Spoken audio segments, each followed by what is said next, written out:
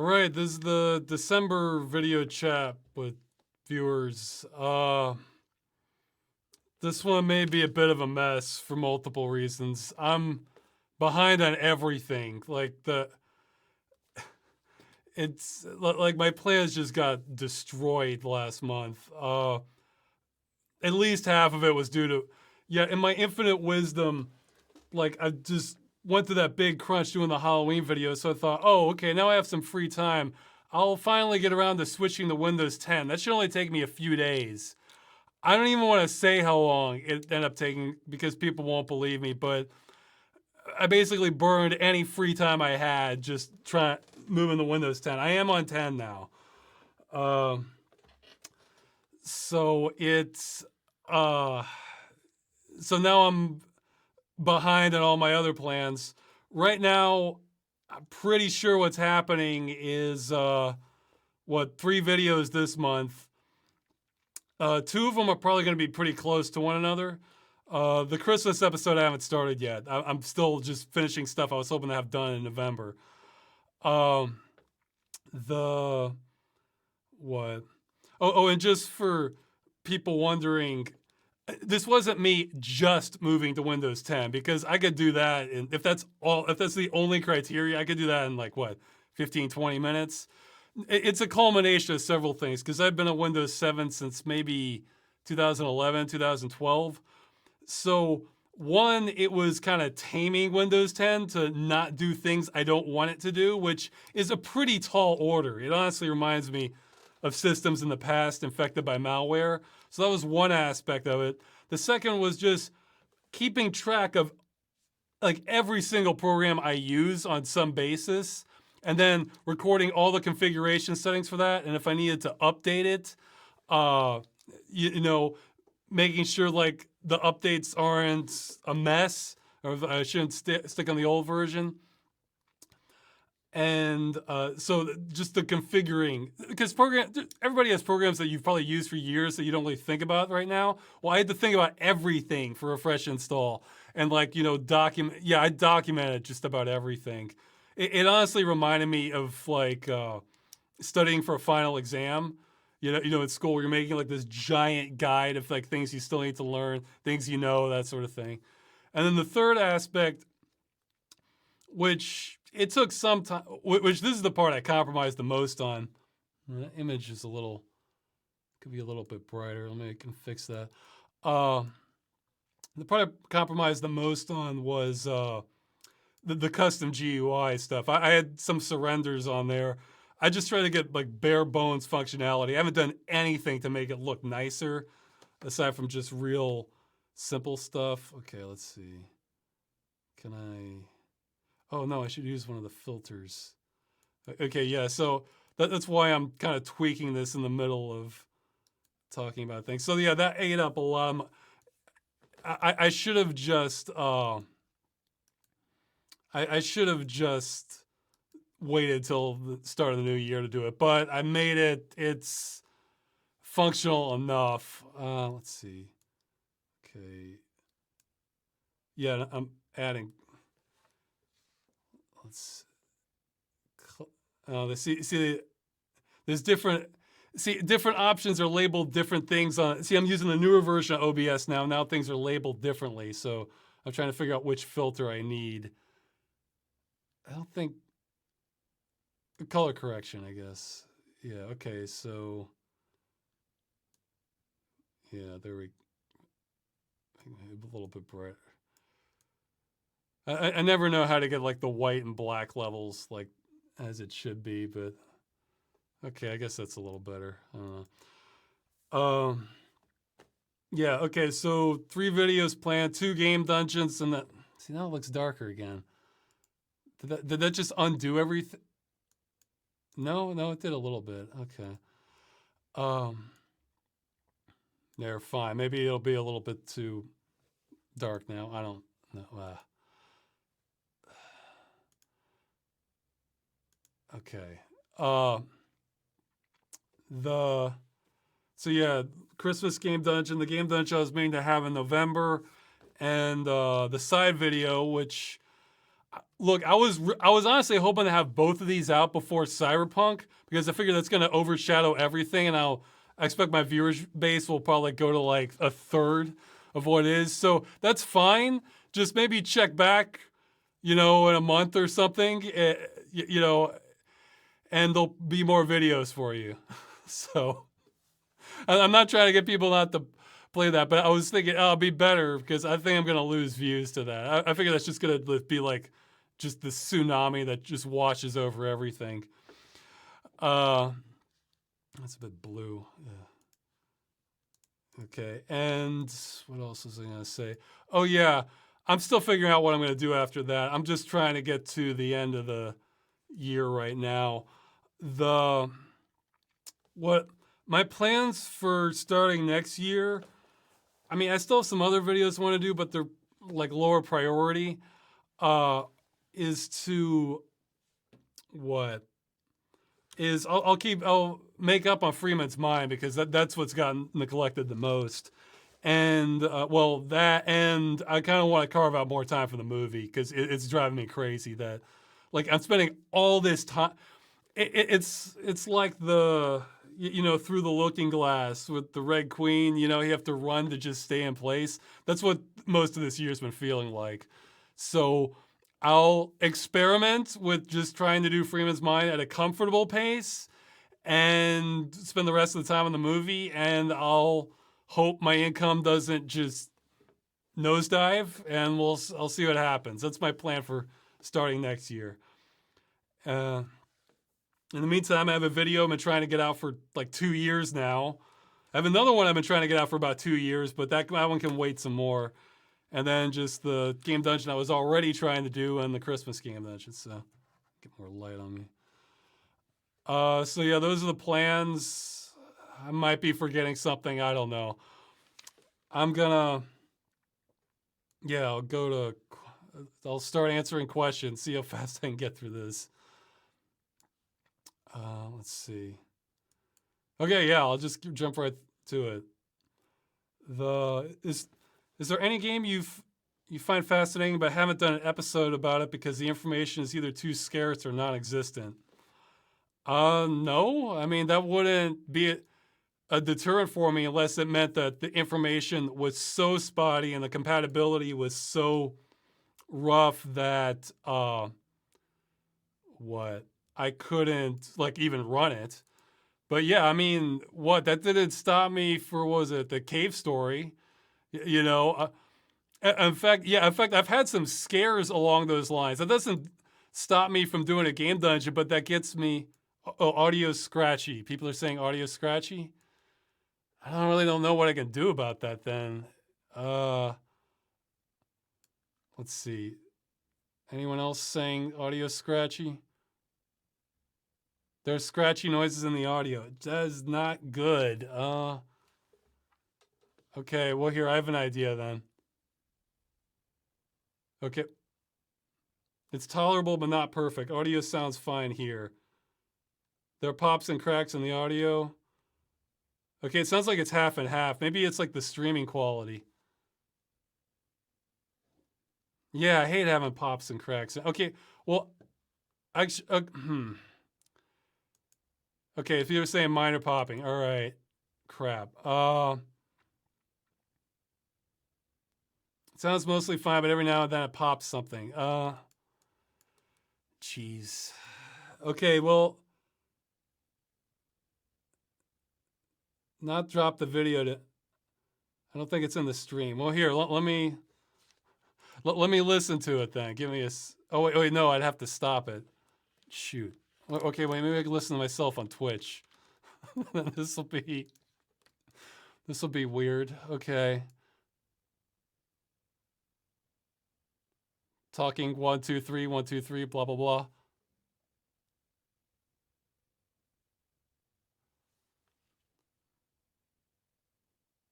It sounds okay for it. Yeah, good enough for government work on my end. So for people complaining, it'll be on YouTube later, maybe tomorrow. Okay. Yeah, and that's me listening to myself through Twitch. So, oh yeah, let me mute that now. Uh, yeah, well, somebody's saying it's super minor. Look, I must filter when I do these recordings. I probably filter out like maybe 100 or two minor pops. I think it's just I don't know what it is. I mean the real minor like clicks and pops. So, but like every episode, I'm usually it's usually about 100 or two. So, uh, we'll see. Uh, I don't know. I mean, it could be the mic. It's possible it's the cable, but this cable is relatively new. Uh,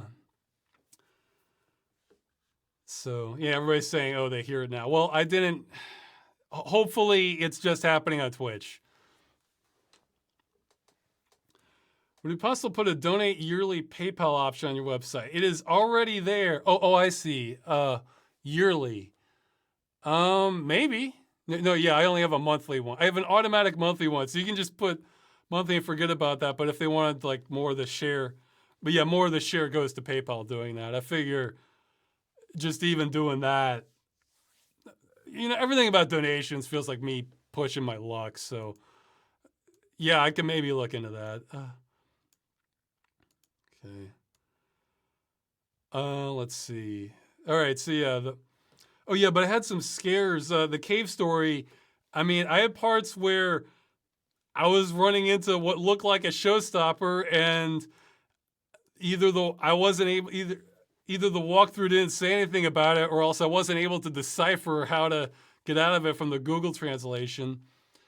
Apocalyptica, I had a scare. Like I thought, like good God, I'm not going to be able to get past this kind of infinite loop of trying to capture all the points. I thought I wasn't going to be able to get through that level. What was another one? Armed and Delirious. I thought the blue screen might tank me in, or there'd be like an unpassable part. I've had a lot of luck getting through some. There's a few games I've had some scares on where I thought I wasn't going to be able to finish it. I mean, I'd still release the video, but then it would just be less satisfying, Let's see. So, yeah, okay. So I guess I should move on. So yeah, that wouldn't stop me at all, but it might impact whether I can make it to the end of the game or not. Let's see. Oh yeah, this person was asking if I could comment on what are some of my favorite architecture styles, and they're naming several. I'm not well versed enough to know like what are all the terms are for different architectures and everything like that.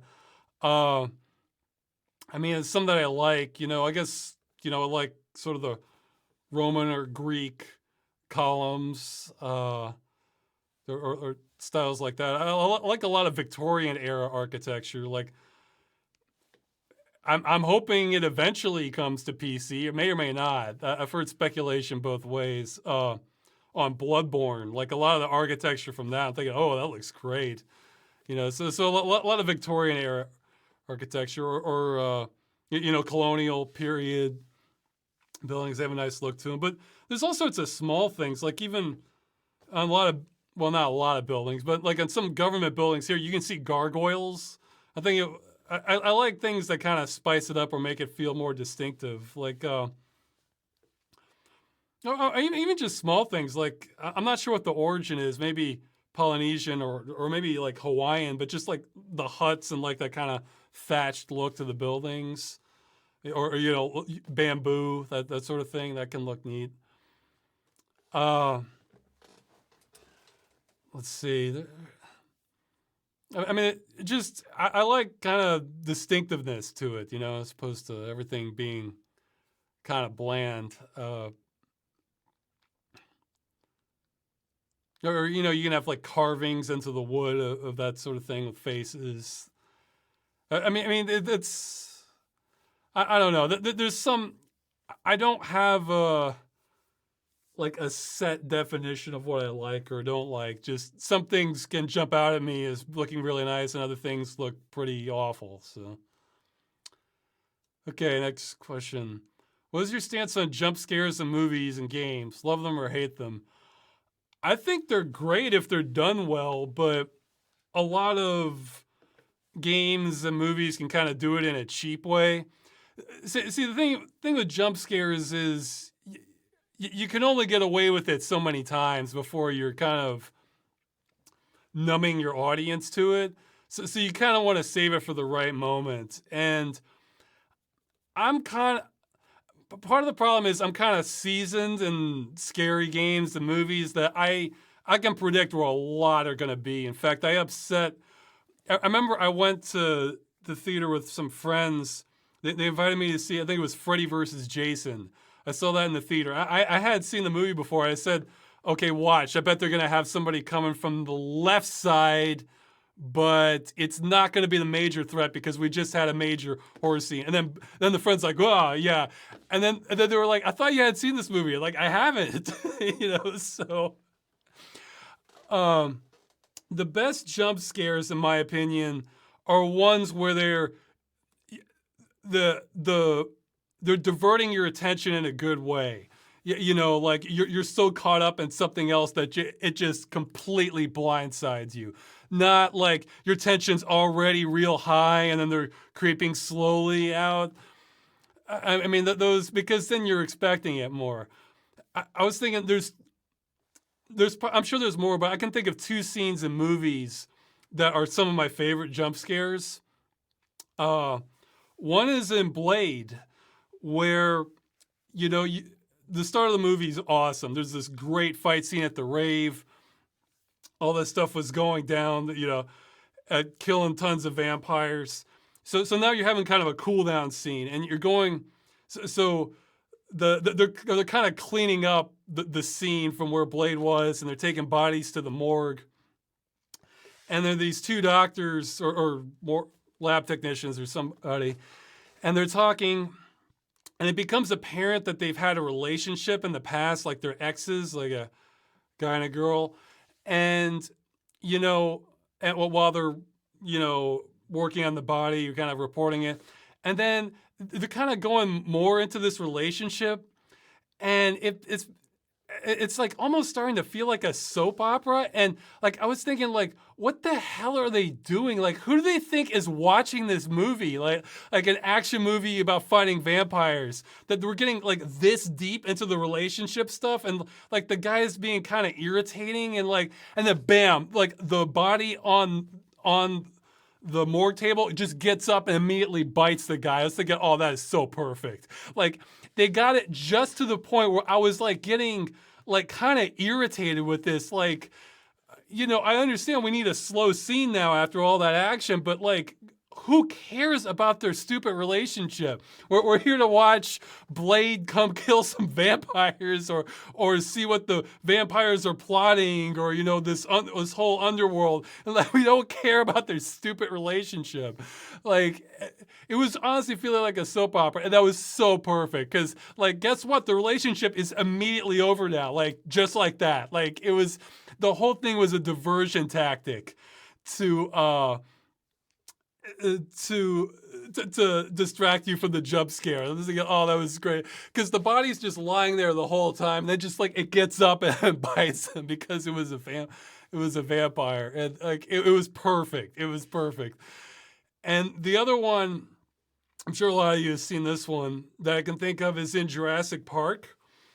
There's a scene where the tension, actually this kind of works because the tension is actually real high, because there's two plot lines going on where Alan Grant and the kids are crossing this electric fence. They're climbing over it. But meanwhile, was Sattler, she's downstairs getting the power back on to contain the dinosaurs. So everybody's tension is real high, like, oh God, they're going to turn the power back on and like fry the kids. Or them going over it. So you see her like flipping the switches one by one, and like everybody's real distracted. And then like boom, and then he hits the final one, boom, it blasts the kid off the fence. And you're like, oh God, is the kid okay? And she's like, Mr. Hammond, I think we're back in business. Bam, the dinosaur crashes right through the pipes at her, like in the middle of like this swelling music, because like your feelings were already divided, because like you're happy she's getting the power back on, but you're like worried about the kid, and then bam, now the dinosaur's here to just kill you. You didn't see it coming at all. So it was like that was great. Like I love that. So that was a perfect jump scare, because like you were already tense, but your attention was divided in completely different directions from where the scare was coming from, and that's what you want in a good jump scare. Like you really want to like distract your audience's attention in a way that they're really engrossed in something else, and then the jump scare just catches you completely off guard. So, yeah, those are two jump scares I could think of that really stand out as like being particularly good ones. But yeah, I might be shivering a bit. I realize I'm getting a little cold. But okay, so yeah, I think they're great, but I've seen a whole lot of cheap jump scares too. So, like okay, here I'll spoil something for you. You want a tip to know how a lot of jump scares are coming from movies? Like there's a real tense scene, and then it goes like almost completely quiet. If it does that, there's a very high probability there's a jump scare coming any second. Like, because they're building it up with like wind or droning noises, but then it like gets real quiet. Like that's a sign a jump scare is probably coming. So yeah, I may have ruined a whole bunch of movies for you now if you remember that. So, okay, so next question. Let's see. In your opinion, what is the best way to combat political or ideological extremism? Well, I mean, I guess first you should have a clarifier like bad extremism, because sometimes extreme solutions are what's needed. Like like a real obvious example is like abolition. That was a pretty extreme stance at the time. That would wreck the economy. But obviously doing a whole lot of harm, continuing slavery. So, I think that's an example where like middle of the road or more nuanced approach. No, that's not appropriate at all. You really did need the extreme solution. So, but that said, there's plenty of extreme. There's lots of extreme ideology. Yeah, whatever the word is, ideology that is very harmful. So we'll assume we're talking about that. See, somebody's saying education, but maybe I mean, education in general can help, but that may not take care of it. Like, I'm thinking of the example. There were a lot of highly educated, prestigious economists that didn't see the 2008 crash coming at all. Like they thought this was fine. So it kind of depends on what you're teaching. No, actually, well, the thing that came to my mind, which is not an easy solution at all, but the easiest way I can think of to combat it is solve problems. Like, because when basically the less problems there are in average people's lives, the less susceptible they are going to be to more extreme ideologies or political stances.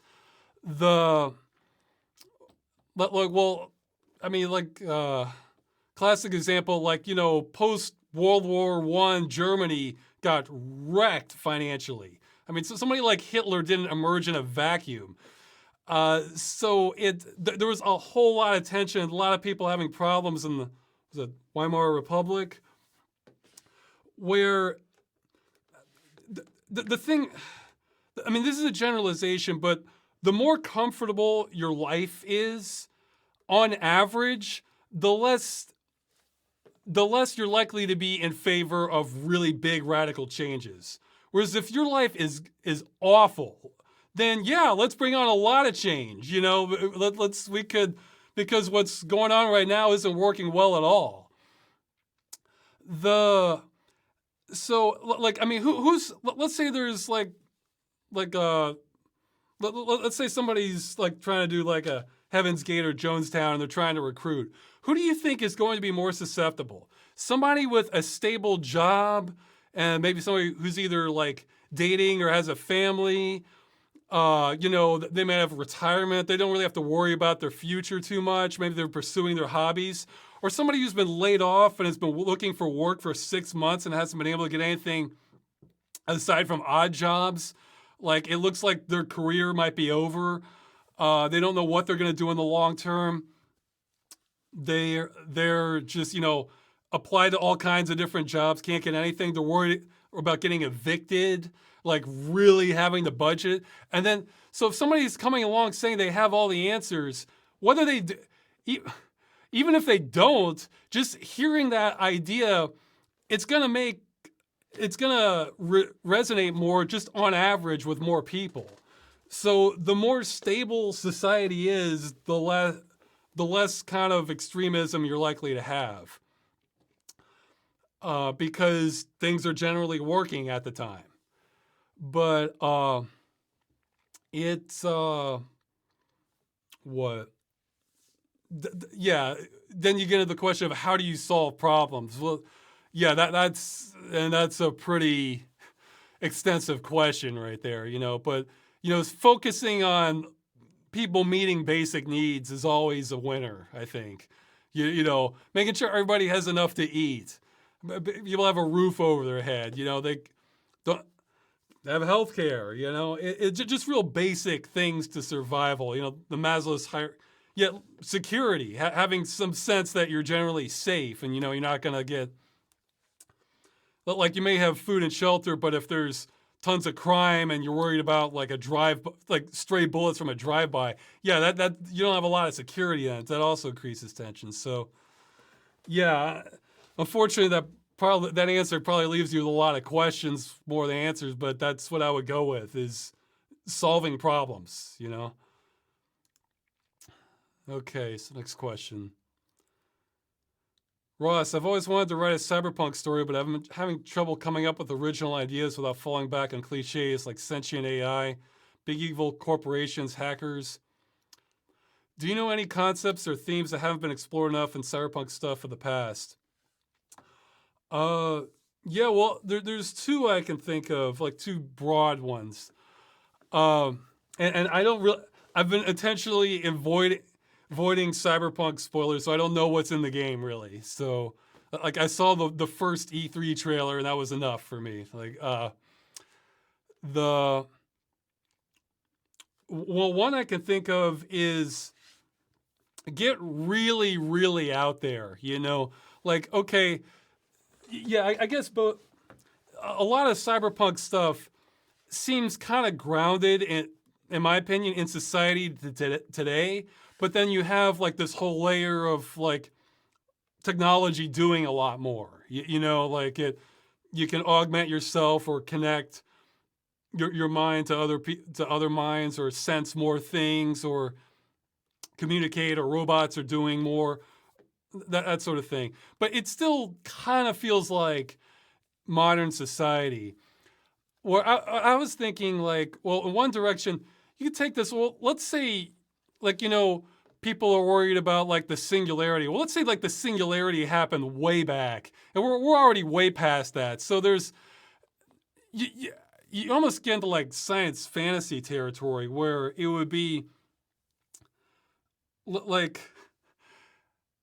oh geez, I don't know if I ever mentioned that. I was thinking of that comic again from Overcompensating, when they were wondering like, oh, what sort of things will they be hung up on in the future when they're old? And they wanted, and they were in the future, they were against gene boosted animals interfacing with the God seed or something like that.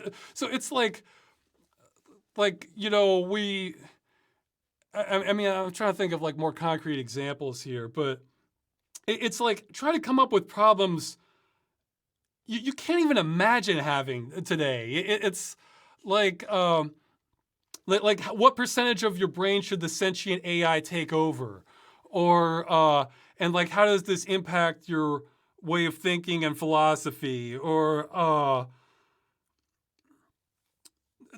or maybe this has led to another reality inside our minds of how we think about. Yeah, just it's almost like we're existing in a separate reality, not even like virtual reality, more like through the help of technology, we can now fully spatialize fourth dimensional thinking, and a lot of people spend a lot of their time in that, and so it's like just like a step beyond even virtual reality. It's like I'm trying to think of other stuff on the fly here. Or like, well, there was like a Star Trek episode, I think, where Next Generation, where they accidentally created like these sentient nanobots. It's like, okay, well, how does that interface with our in our futuristic cyberpunk society? Like maybe it's a much more of a symbiotic thing, and like people could kind of like enter buildings with their bio. Like I'm almost imagining like somebody like walks into a building and like kind of locks into it, and then like that building is providing like cleaning their blood or something, and like it's like this weird sort of biomechanical fusion, except not just like standalone things, but like it could be like a hive entity where people are kind of doing this by choice because they make more discoveries with their mind. Like so it's not like the Borg or something. Well, you could have entities like the Borg also existing within the cyberpunk society. So just like go way out there, just like take a certain like take a cyberpunk setting and then like try to advance that a couple hundred years. Where are we now? Like it just go like all. I don't know, I'm probably rambling a bit, but yeah, I think you get the idea. Just try to like really think outside the box of like what could be possible if with technology and what you can like everything that entail and how it changes society, Like and the other direction I was thinking would be you go with like kind of your again, a lot of cyberpunk stuff I'm familiar with. Again, it's kind of like present day, but just with technological enhancements and different cultures that come from that and interactions. But again, it's kind of like today, and I think where we're heading in the future is not going to be as much like today. Well, again, I'm thinking of like these examples, like with Blade Runner. You have it just sort of seems like an extension on a timeline we're going, but it's well, one thing I don't see as much of is like with resource allocation, because a lot of problems in like cyberpunk future, society seems relatively stable. Like it might be dystopian, like and you're gonna have like this. You might have, again, like Blade Runner, you have corporations kind of ruling over everything, or like in Judge Dredd, like crime's overrun. They're barely keeping crime together, that sort of thing, and overpopulation. But and it might be kind of dystopian where we've ravaged most of the planet, but there does seem to be like a stable food supply, and society sort of seems to be hanging on. Whereas you could kind of, well, again, I keep coming back to it, but like with Soylent Green, if you get past the Soylent Green part and just look at everything else they're showing in that society, that wasn't very cyberpunk. It was just kind of dystopian. Well, what if you kind of, where you have, cyberpunk touches on this a bit, but we're not having like real resource crises usually in cyberpunk.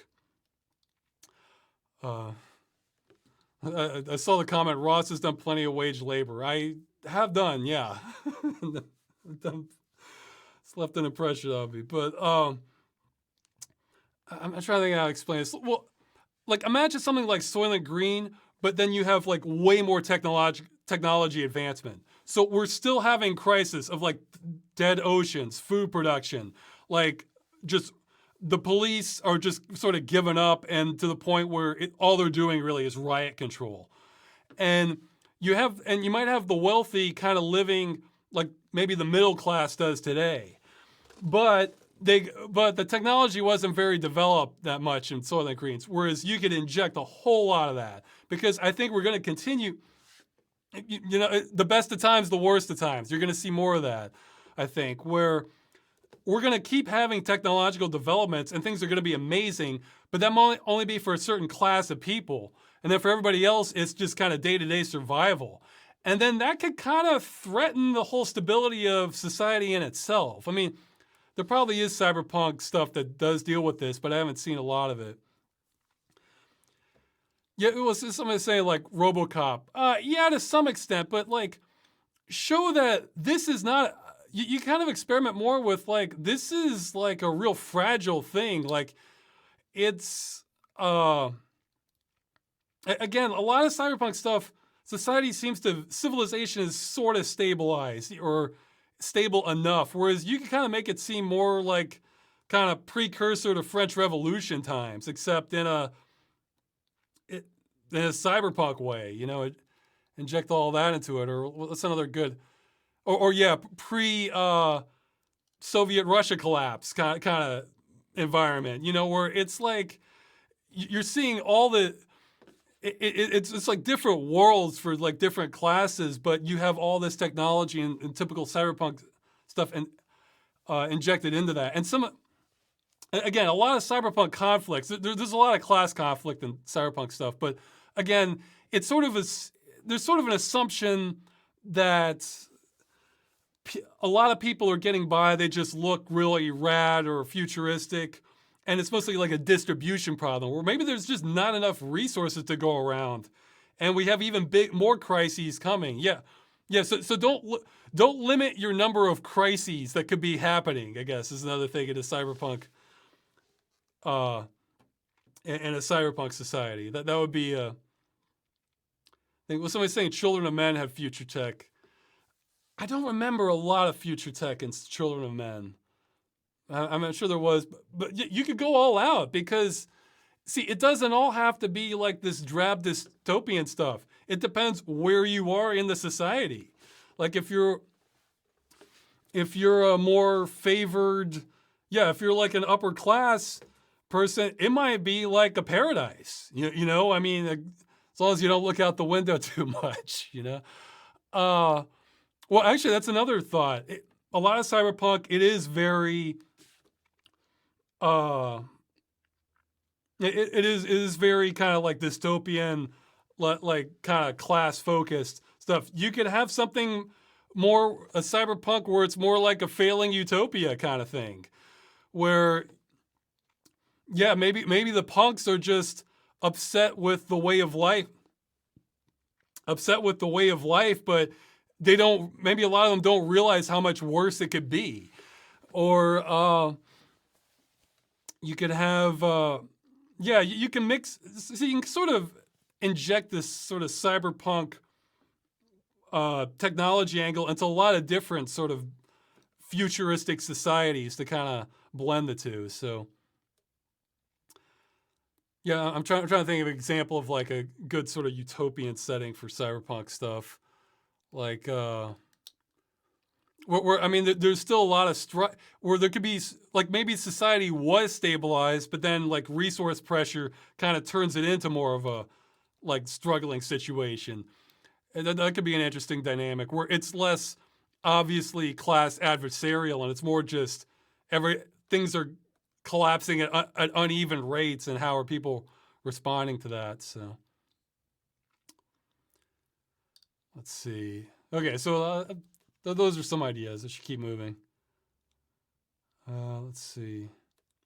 You've mentioned the French Revolution multiple times, some of your past videos, which I'm assuming that beheading is a theme which you enjoyed. Well, it depends, What other time periods do you find fascinating for their themes? Well, again, I think just mentioning stuff where society is kind of getting turned upside down, or that there's like a.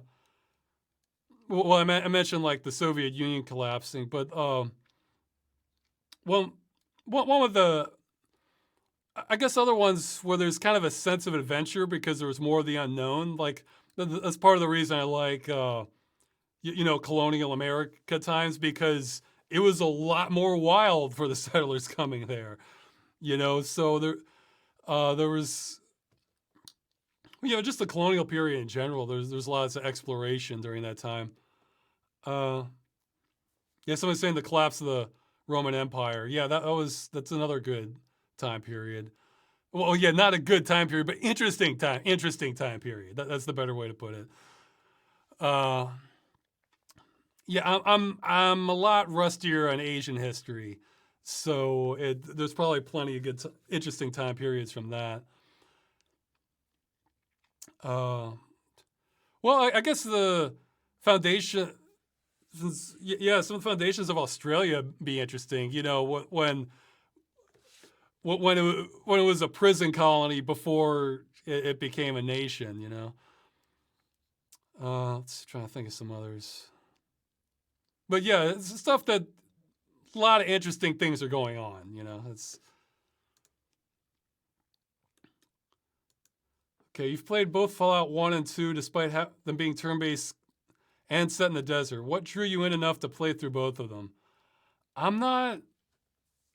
Well, I mean, again, I think I answered this one before in another video chat. Again, the beginning, the whole tone from the beginning, you know, with the old time 30s music playing, and then like you see these buffed out soldiers in mech art, well, kind of futuristic armor, just like executing a person and like waving to the camera. So it had like this real dark sense of humor right from the beginning and an intensity to it that I kind of like that contrast. And then you see what was he called? The Pip Boy, you know, doing all these animations, and he's almost always has a smile on his face, like he's pointing a gun at the person with a smile, or just, it had this interesting tone to it. Yeah, you know. And even then, I gave up on it initially, and then I tried to, I think it was like third time the charm before I finally got out of the cave. That's how much I was not. But there's more. I might talk about that in a future game dungeon. We'll see. But yeah, it's more like it's a really great game. But it just happens to have turn-based combat, and it was enough to get me into it. Let's see. What's your favorite cheat code? You know, okay, well, I might be revealing a bit here. I was trying to think, okay, the best I could come up with offhand for single player is, I mean, it's not that great one, but I think it was in Heretic, where you could do a code to, you could do this in the game too, but there was a cheat code to do it also, where you could turn yourself into a chicken, I think. I always get it mixed up if it was a chicken or a pig. I think Heretic was a chicken or Hexen was a pig. And I kind of like how you could go into like chicken mode or pig mode in the game. But yeah, okay. I mean, I admit I was kind of a bastard. In multiplayer, I have cheated in exactly 2 games. That was full-on cheating. I've never done it to win, though. But I was basically being an agent of chaos here. In Jedi Knight, I think I was 16 when that was the first online multiplayer game I did. In Jedi Knight, there was like no cheat protection for that at all, I don't think. And there were all these cheats. I originally played that legitimately. Yeah, this is on a 56K modem I was doing this. And my favorite, I've kind of made it a game. I played it a while, but then it was just sort of a deathmatch thing for the most part. So I'd seen other cheats, so I looked it up from seeing others, and they're just downloading. You download them and activate them, and you see, things were more Wild West of multiplayer back then. Like you do that now, you get banned, I'm sure. I mean, I haven't cheated in a game since the 90s, I don't think. I mean, an online one. But what I would do is, one of my favorites was, it made weapons backfire. So I basically, I couldn't kill anybody because I think I could maybe use the lightsaber, but that was about it. If I shot something, it would just shoot me. I would kill myself. But the thing is, if you were looking at another player, it would make their weapon backfire. So people would like try to shoot me with the concussion rifle that like blam, it like blows up in their face and they suicide. And the thing is, the game was like kind of laggy. So, well, actually, it was extremely smooth, but it was an illusion. So it's like the way it so what you were seeing may not be what was happening, but so it was less accurate, but an extremely smooth experience, even on a dial-up modem. So they might blame it as like, oh man, I guess I hit a wall or something. So people weren't ever like 100% sure what was happening. So that was a fun one. You know, again, I couldn't win with that one because if I was, all the guns were useless to me. All they would do would be blow up in my face. You know, so, but if I was looking, if somebody was within my line of sight, it would make their weapons backfire too. And that, I remember the concussion weapon was fun with that. And another cheat I remember would be, okay, again, I was being a bastard. I would have fun kind of framing people because you would see like this roster of everyone's there. So I might play for a while and then a new player would come in. And the thing is, there was one cheat where if you were looking at a player, you could change their skin. And you not only could you change their skin, but you could change you could change their player model. So and it would do it to like just a random object in the game. So like you would look at the roster and it would show like the player's name and then it'd show their skin, like what they were wearing. So you might be like Darth Vader or Stormtrooper or Kyle Katarn, you know, Jedi. And then you'd see and then if you executed this cheat on them, it would show that player as like just this random hexadecimal number, you know, 0CBAF80X or something like, you know. And the thing is, if they were in first person view, they wouldn't know their skin had changed. So you might hit the button and then they turn into like a column or something, or they turn into just some random like tech dispenser looking thing, or a gun sometimes, or just it would just be a random model from the game or from the game map. So I'd wait for them to come in. Then I would follow them. I'd hit that cheat. So now it looks like there's some random model, and then there'd be. I remember one cheat was it would fill the map with invisible water. So all of a sudden everybody's swimming and then people are drowning for no reason. And like, and so the host would be like, what the hell's going on here? And then they look at the roster and they see like this hexadecimal name and they'd probably kick the new person. So yeah, again, I confess, I was being a bastard, but it was amusing. But yeah, I was... Yeah, I mean, I guess I feel kind of bad about that now, but it was really Wild West then. There were people doing that. I mean, hey, I never cheated to win, but it was... but okay, the other game I cheated in was the Quake 3 demo. See, that had some exploits in it that they patched in the full version, but they just left that in the demo version. And I played the demo a long time before I ever got the full game because that cost money, you know? And in the demo, yeah, first there was a cheat.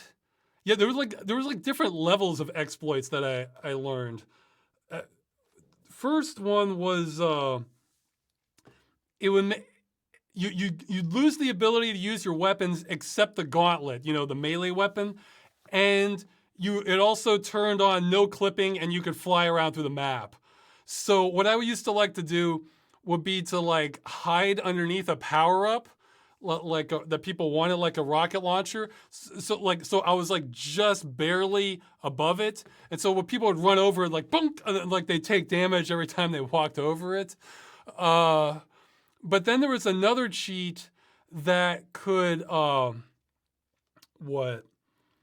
it was crazy. It would remove you from the scoreboard. So it's like you don't exist anymore. And you could change your name to whatever you wanted, including other players and your game model. So basically you could you could doppelganger other players, and that led to some interesting interactions. Where you, where what I used to like to do would be,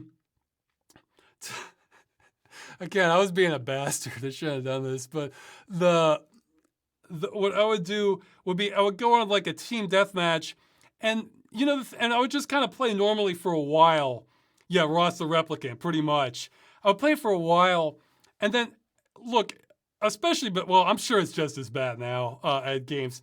There'd be some players who talk a lot of trash. I mean, they're just, it's like their mouth's a garbage dispenser. They're just, they're just being really obnoxious people. Uh, no, this wasn't Quake 3 beta. This is Quake 3 demo, like the shareware copy. And so what I do is I would just kind of play normally until I saw somebody who was just, this person's acting like a jackass. So what I would do is, even better if there were two of them. But what I would do is I'd wait for that, and then bam, hit the cheat, bam, I'm gone from the scoreboard. I'm still in the game, I can still play it, but I'm no longer there. It's like I don't exist. And I'd change my name to that person, and then I might like team kill the other guy who's talking trash, or like a good player. I didn't want to pick on the bad players, but like the really good ones I'd sometimes pick on.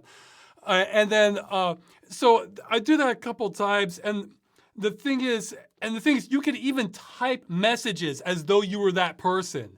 And then, and so, like somebody would say like, oh, I didn't mean to, like, I don't know what you're talking about. And then I type like, just kidding, and so I guess this is, so it would start up, man, one of my big regrets is I wasn't recording demos from that, because man, I would have some good demos to show to people that I didn't preserve that, because it would lead to very interesting interactions, especially when like two obnoxious people really got pissed off at each other.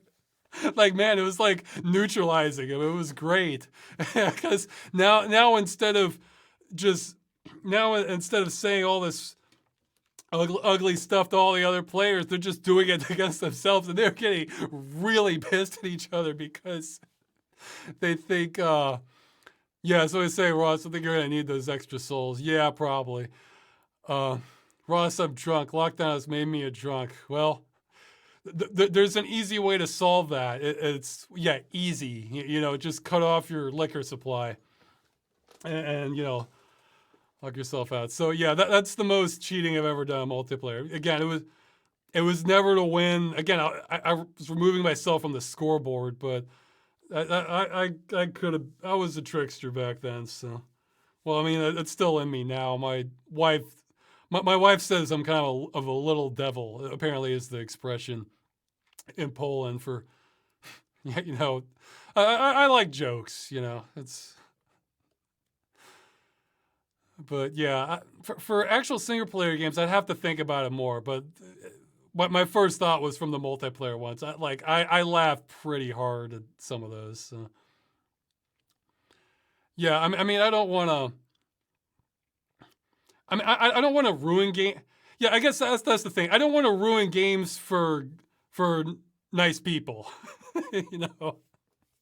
But for jackasses, sure, it's. Well, even in Jedi Knight playing legitimately, I was a bastard. Like I used to they had these mines you could put down. They're motion censored. I used to like to plant them like right behind the health. Like, so because I knew the person's already weak if they're going for it. So they're just run right into the health, and there's some mines waiting for them. Or there'd be like this, in one map, there'd be this underwater column that you swim up through. So where you couldn't like outrun the mines then, because you'd be going too slowly and you couldn't really see them. So I used to like to try to find like the sneakiest places possible to put mines. I don't know. I enjoyed that. So, and that was 100% legit. There's no cheating involved with that. So I like kind of trickster stuff in games, but it's been a while since I've done stuff like that.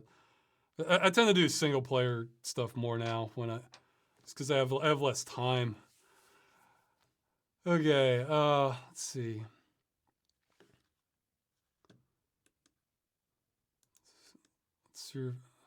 Okay, oh yeah, somebody's talking about Realms of the Haunting. They're saying that maybe it was all in your head ending was just a fake out towards a possible sequel.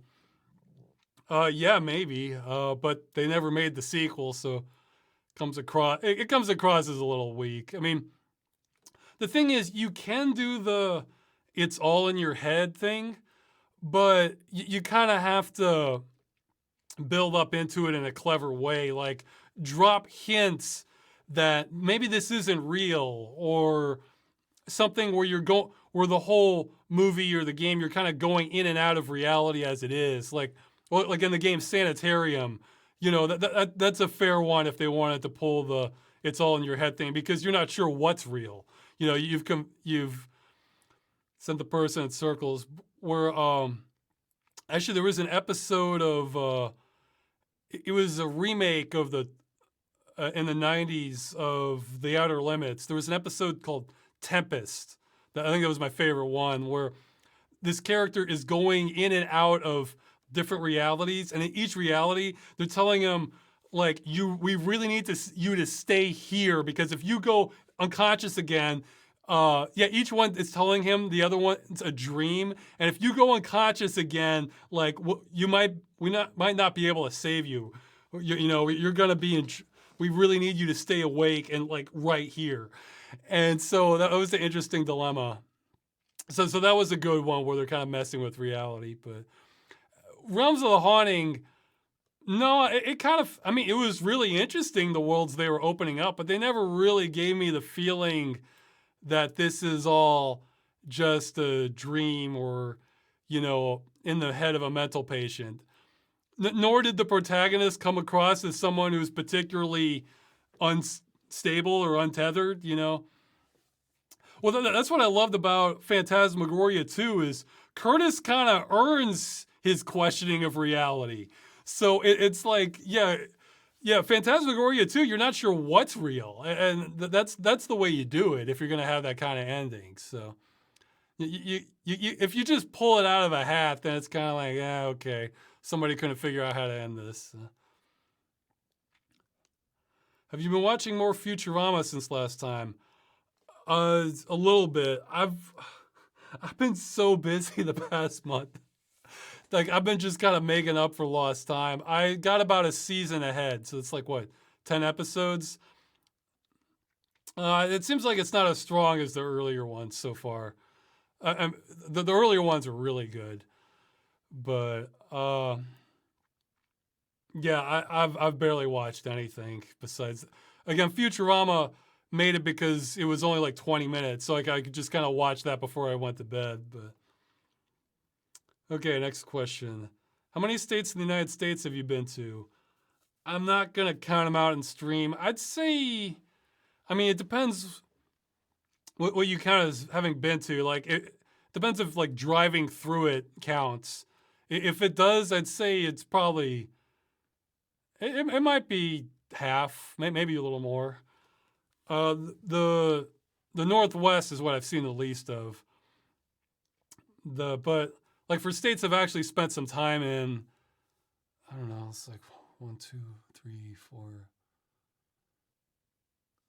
It might be like 10 or a dozen, something like that.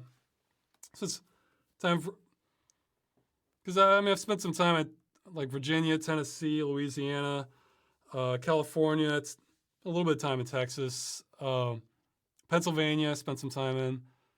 Spent some time in New York. What are some other ones? Yeah, I don't know, something like that. But for driving through states, then my total goes up a lot more. So, let's see. Well, someone's asking, when can you expect another Civil Protection? Once I'm done with the movie, I got to do that first. Okay, so let's see. Oh yeah, God. How badly has the switch to Windows 10 impacted your workflow, your setup to anything, pretty much? It's not apocalyptic, but it's significant. I'd say like this does. Yeah, I was struggling with how to explain this, but I came up with a pretty good answer. In general, the more mainstream a thing you're doing, the better the experience is. So if you're just doing something like a million other people are doing, then it's semi-polished. Semi. I mean, there's still annoyances and stuff. But if you're doing something that like you're going off the beaten path, like even a little bit, oh boy, it's worse for the Windows 7. Like I'll see how many problems. It's mostly minor problems at this point, but yeah, for my setup, I mostly had WinStep Nexus kind of fill in the gap on some of my theme. Even then, I have an idea for a better theme than what I was showing in the video, but I'll probably detail that in the GUI follow up. But it's it's like it's minor annoyance. Like one I'm noticing right now, yeah, it's like several minor annoyances for the most part. I've lost some like for old game, I've definitely lost some compatibility. I don't know the extent of it yet. I've run at least 2 games that they worked on 7, they do not work on 10. I'm sure there's more. I plan to explore that later on. VR works though, so yeah, I have that's the biggest upside to Windows 10 Switch is now I'm on the Odyssey. This was sent to me as a Christmas present. If you grabbed it during the Black Friday sale, I think of last year or the year before, it was like $215 or something. Even though it came out at $600, and I think it's back up to $600 now. There were multiple points where it crashed down to like $200. So at that price, I think it's the best bang for the buck. So I have VR now. I spent a little bit of time in Skyrim Vr. That was, although I'm not playing it. I'm not playing it normally. I'm kind of going through it like a tourist because I don't think I'd want to play it normally. My motion sickness threshold is better on the Odyssey, but it's still present. Like I can mostly move in straight lines, and the snap turning is okay. But I remember if I did like fluid turning, that got me sick pretty semi-rapidly. I have to admit though, after seeing Skyrim in this now, it's really making me consider. Even though I've never tried it, it's really making me consider like one of the Pimax ones because that wider field of view might be like what I'd really want. So yeah, so what headset? This is the Samsung Odyssey Plus. So yeah, but yeah, there's no like perfect VR headset yet. So let's see. But yeah, that's the best upside. Yeah, okay, well here, let me list some of the problems I've had. Oh yeah, with error messages, okay, this one might be my fault because I locked out a lot. But there's one game where I tested it on my machine and I tested on another one. I guess, okay, there's 2 layers of problems because there's some games I'm pretty sure hate my Xeon CPU. As in, I got it to work on a secondary system with Windows 10. It did not work on mine. Even a vanilla install, like not me tweaking anything. So I don't know how much to blame on that, but how much to blame on my tweaks. But for one game, I couldn't get it working on either Windows 10 system, even though I got it working at 7. But on the other Windows system, it gave me an error message, and on mine, it didn't do anything. It just crashed the desktop. So, and I checked the event log, and there was nothing under there for that entry. Event log worked for some other errors, but not that one. So I'm wondering, like, what what prevented me from doing that. But on the flip side of error messages, occasionally I get error messages for another utility, and I'm wondering how I can block that, like that specific error message, because it pops up every now and again. It's nothing important, and so it's tricky. But yeah, people are asking about utilities. Man, I have like pages of instructions of stuff I did. If I were to just say like the shortest version of what you could do to sort of tame Windows, use Win Arrow Tweaker, use window shut up 10, oh no, shut up 10. Although those two were not enough to, okay, I'm on the latest install now, like build 2009 or 22H, however they want to call it, 20H2. That was not enough to stop Windows Update service. It stayed off until I connected to the internet, then it came back on somehow. I had a group policy set to turn it off. I had shut up 10, turning it off. I tried disabling the services as much as I could. It came back on. The only thing I found that stopped it cold was Windows Update Blocker. That's another one. So those three. Somebody's saying, could it be the GPU rather than the CPU? No, I tried the same card as a test. So, I mean, it could be a motherboard thing, but, well, on that system, I have an FX 8350, so it's an AMD CPU, and this one I have the Xeon, but someone gifted me a motherboard and was it a Haswell CPU that's like slightly faster than the Xeon I have, so I'm gonna switch to that at some point, and hopefully that'll solve a few of my problems. So I'm asking what GPU do I have? I now, thanks to fan donation, I have a 980 Ti. I need to update the site, I think. Those but let's see, what else? Yeah, there's a fan donation there. But someone else has offered to send me a 1070, so I might have an upgrade at some point in the future. That'd be nice. But yeah, oh man, there's so many small problems. Oh yeah, there's like, yeah, again, like this is like a perfect metaphor. Like for boot up time, it's both faster and slower than 7. Like if you're just talking about, like the time between when you turn the power on and you can see the desktop, it's faster. But since I'm loading some shell hook-in programs like WinStep Nexus, which has its own issues, I feel like he's doing the best he can, but it's fighting. Man, things get real janky. Like that takes longer to load for me than it did on Windows 7, like noticeably. So it's kind of like, yeah, it's up faster, but it's not really up faster, you know.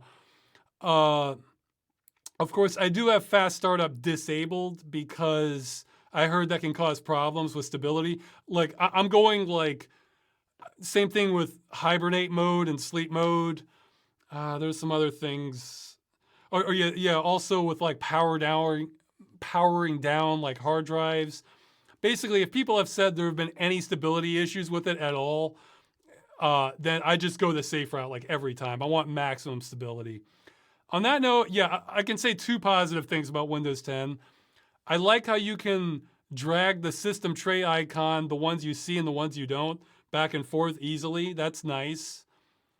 I don't think you could do that on 7, maybe you could. And it seems to have fixed some display port problems I was having. So that's something. One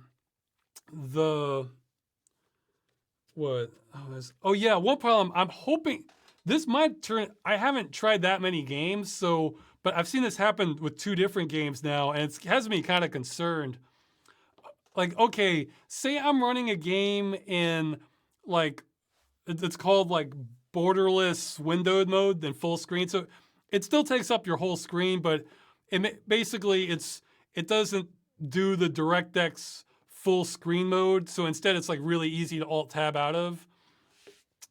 I've noticed in multiple games, I'll start it, I'll be running it, and then the taskbar comes up. And on top of that, and like, I don't want that. I wanted to just see the full game.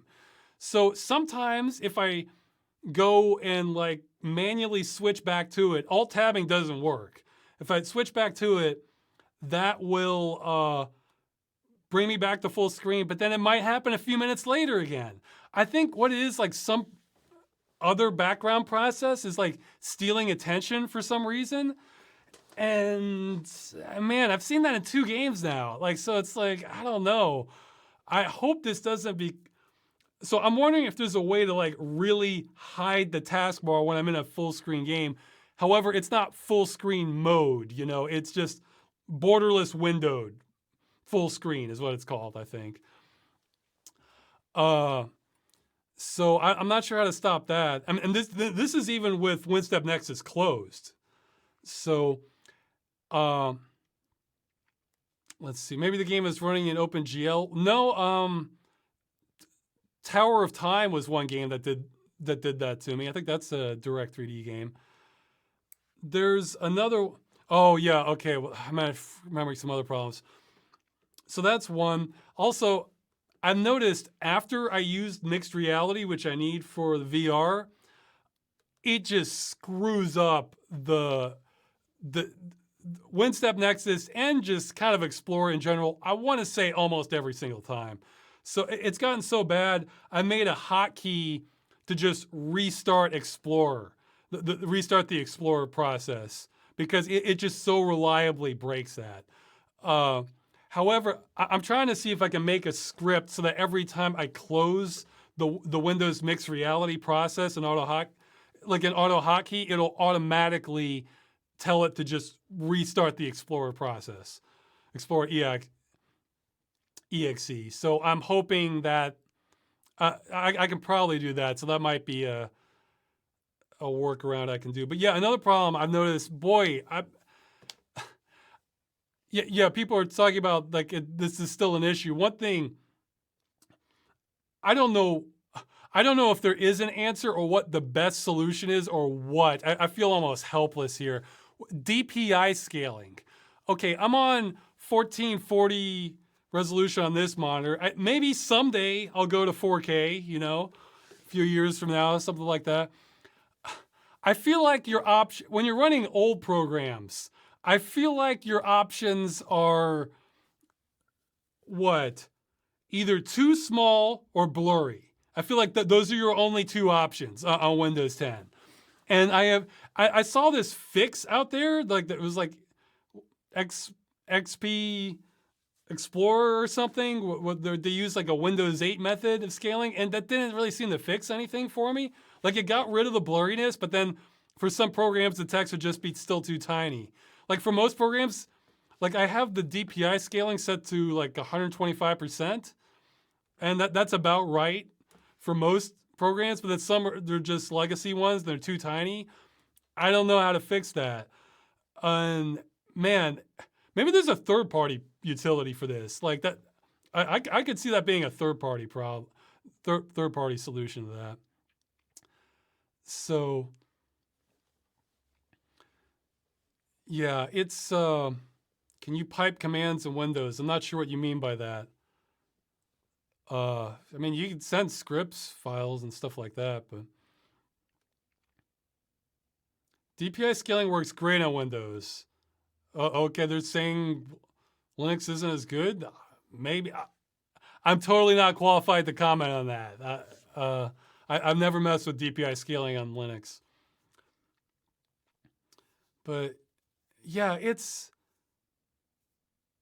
I've run a combined setup, 175% scale, another 100%, no problems at all. Yeah, so feel free to, my email, rosswscott@gmail.com. If you think you have the DPI problem sorted out, like, feel free to contact me on that. Like, for some programs, you do this. For other programs, you do this, that sort of thing.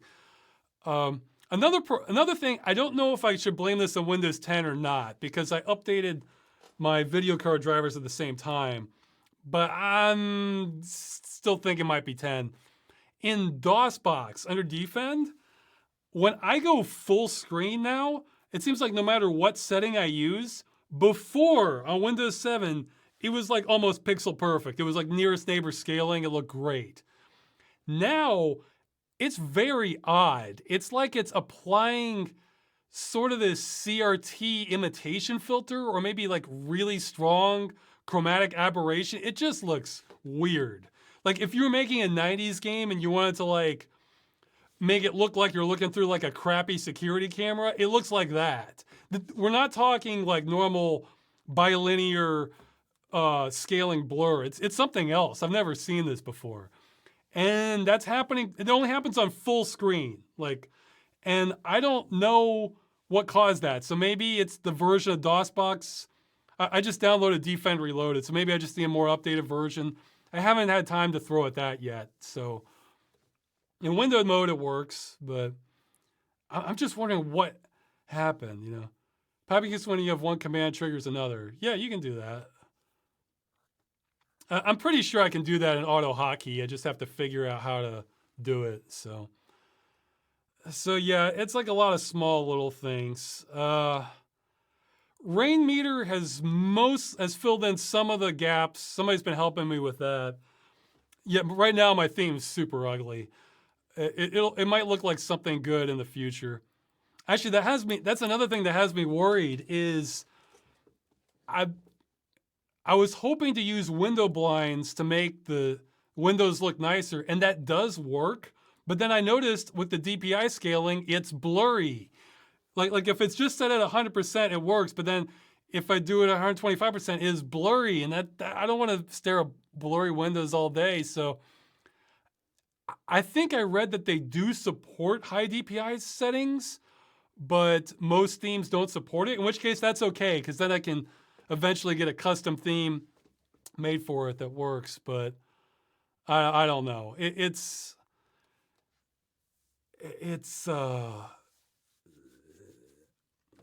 Things are mostly functional. I'll say things are functional enough for me to make the videos. Yeah, if it's not a DOS game. Well, I guess even then I could just play it windowed. I've done that for some of the episodes. But yeah, I guess that was the important thing. I can do most daily tasks. It's just not that pleasant. And things, I can keep making the videos. So that's the important part. This other stuff, I'll just have to figure it out later. Yeah, like, yeah, actually, if you want to recommend, like I want to replace a bunch of icons I don't like. If you want to recommend different icons, feel free. Yeah, because again, I kind of like some of the mid-2000s Linux ones they had going on there with GNOME. I think had some good ones. Or there was, yeah, there was like some sort of project they had. There were like different variations of different icons. But I'm not huge on the whole flat look. You know, I like my gradients, that sort of thing. But yeah, if you want to email me like some of your favorite icons, just for whatever, because like there's a Nexus doc and with icon packager. Now that I'm using Explorer Shell, I think I can assign any icon to anything. So right now it's all just defaults, but I wouldn't mind changing that some.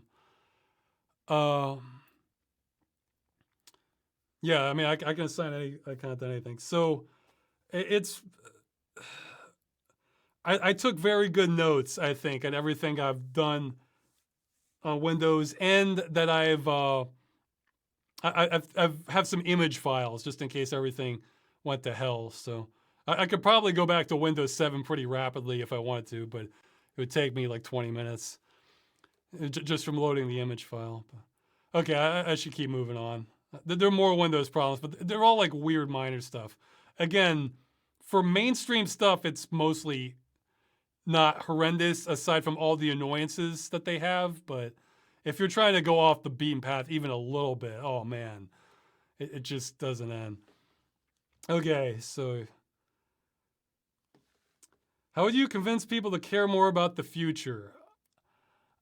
You know, this one, I feel like a lot of problems that we might face in the future, it's not necessarily a matter of most people not caring. It's more, we have systems in place to ensure that things don't change. You know, I mean, there's always going to be people who don't care about anything. Like that's never changed our human history. But like, if people know there's a crisis or something and we need to do something about it, like if you, like let's say you just got a room of people and they understood the problem and like this is going to happen and what should we do about it? I think the majority of the room would be in favor of a solution, you know, but like when you have different power structures that like reinforce things not getting fixed, then I think that might be more what you do. And then I guess just changing power structures. I mean,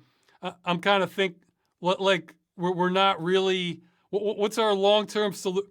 Yeah. Here's a great question. Okay, not trying to get too political. From any camp, what's the United States solution to the economic turmoil that's being caused by the pandemic? I mean, like that seems like a problem we're really not solving. Like we're just not on that. And like what I think like the approval rating of Congress for a while now has been something like, I want to say it's like in the 20% or 25%. So when you have, so if you have the majority of the country not approving of like Congress, like the officials, that suggests that like it's not a matter of people not caring about the future. It's a matter of like obstacles towards something being done on that. So, you know, it's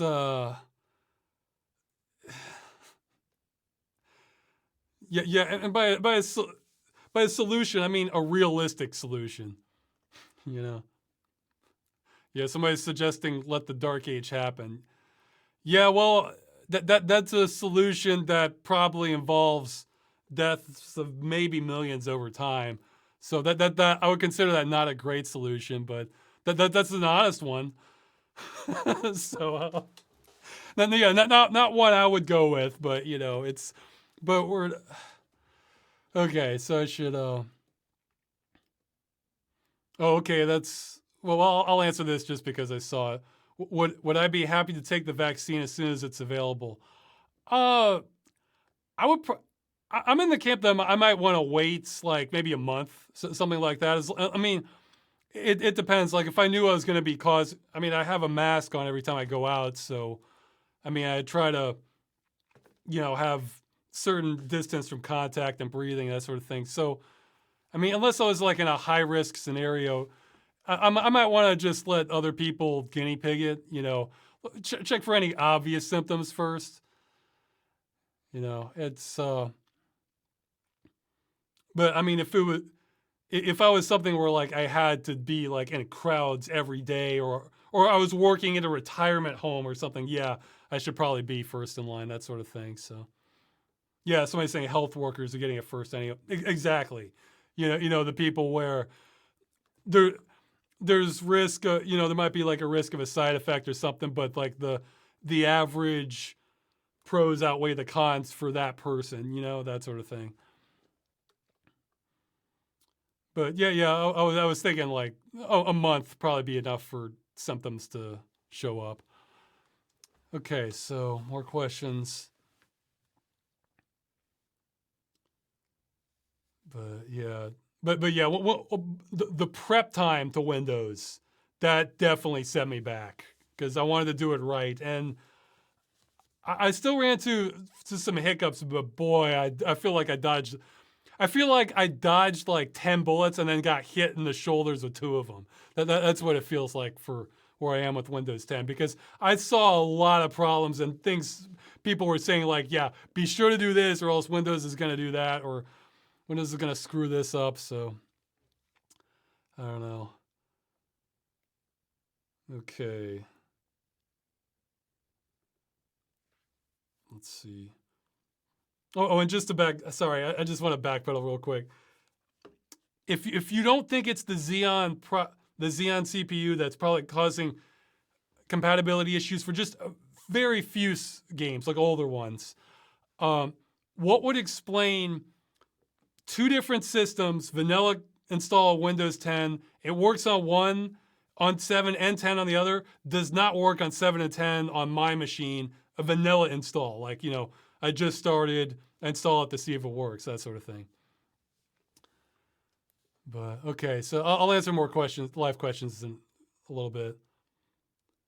Okay, so I'll start. Okay, well, yeah, this. Have you ever been lost out in nature before? If so, how did you keep cool and regain your bearings? Well, this is one of those where it has a lot of. Yes, I have gotten lost.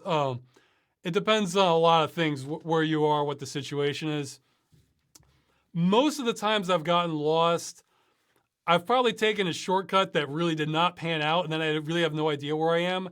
However, I do remember my entire path up until that point. So it's like I'm kind of going deeper, gambling that I can get back onto an area I recognize. But worst case scenario, I can go back the long way and maybe take another 3 hours back the way I came in, that sort of thing. However, there have been times where even coming back, where I resigned and said, forget it. I don't know how to get out of this. I go back the way I came in. And I must have missed a turn coming back. Like, you know how there's like some Y intersections when you, like if you go down them one way, you don't really notice another path joining that. But when then you come back, you don't know whether you came in on the left or the right side. I've had that happen before. You can kind of, usually it's sort of a escalating thing here where usually I might try to entertain like backtracking or going on some trails where I'm not sure, maybe I recognize these or I'm not sure if I do. If that fails, then I try going more for like brute force.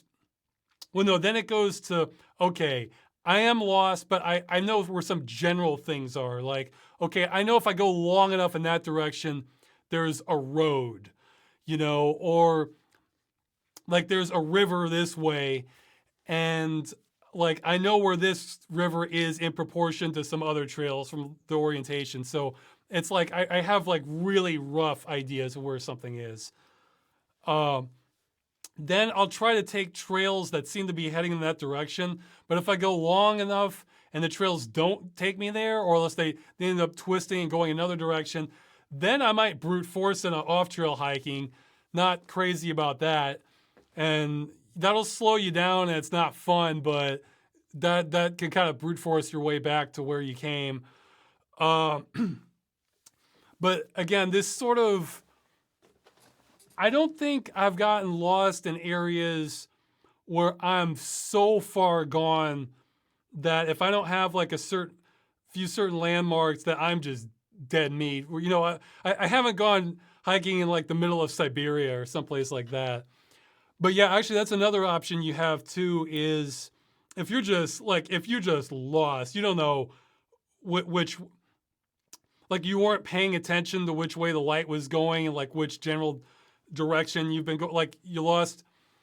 It's not that you can't tell direction, it's just that you just weren't paying attention coming in and you thought you were going this way. Or maybe it's a day with overcast so you can't tell which way the sun is.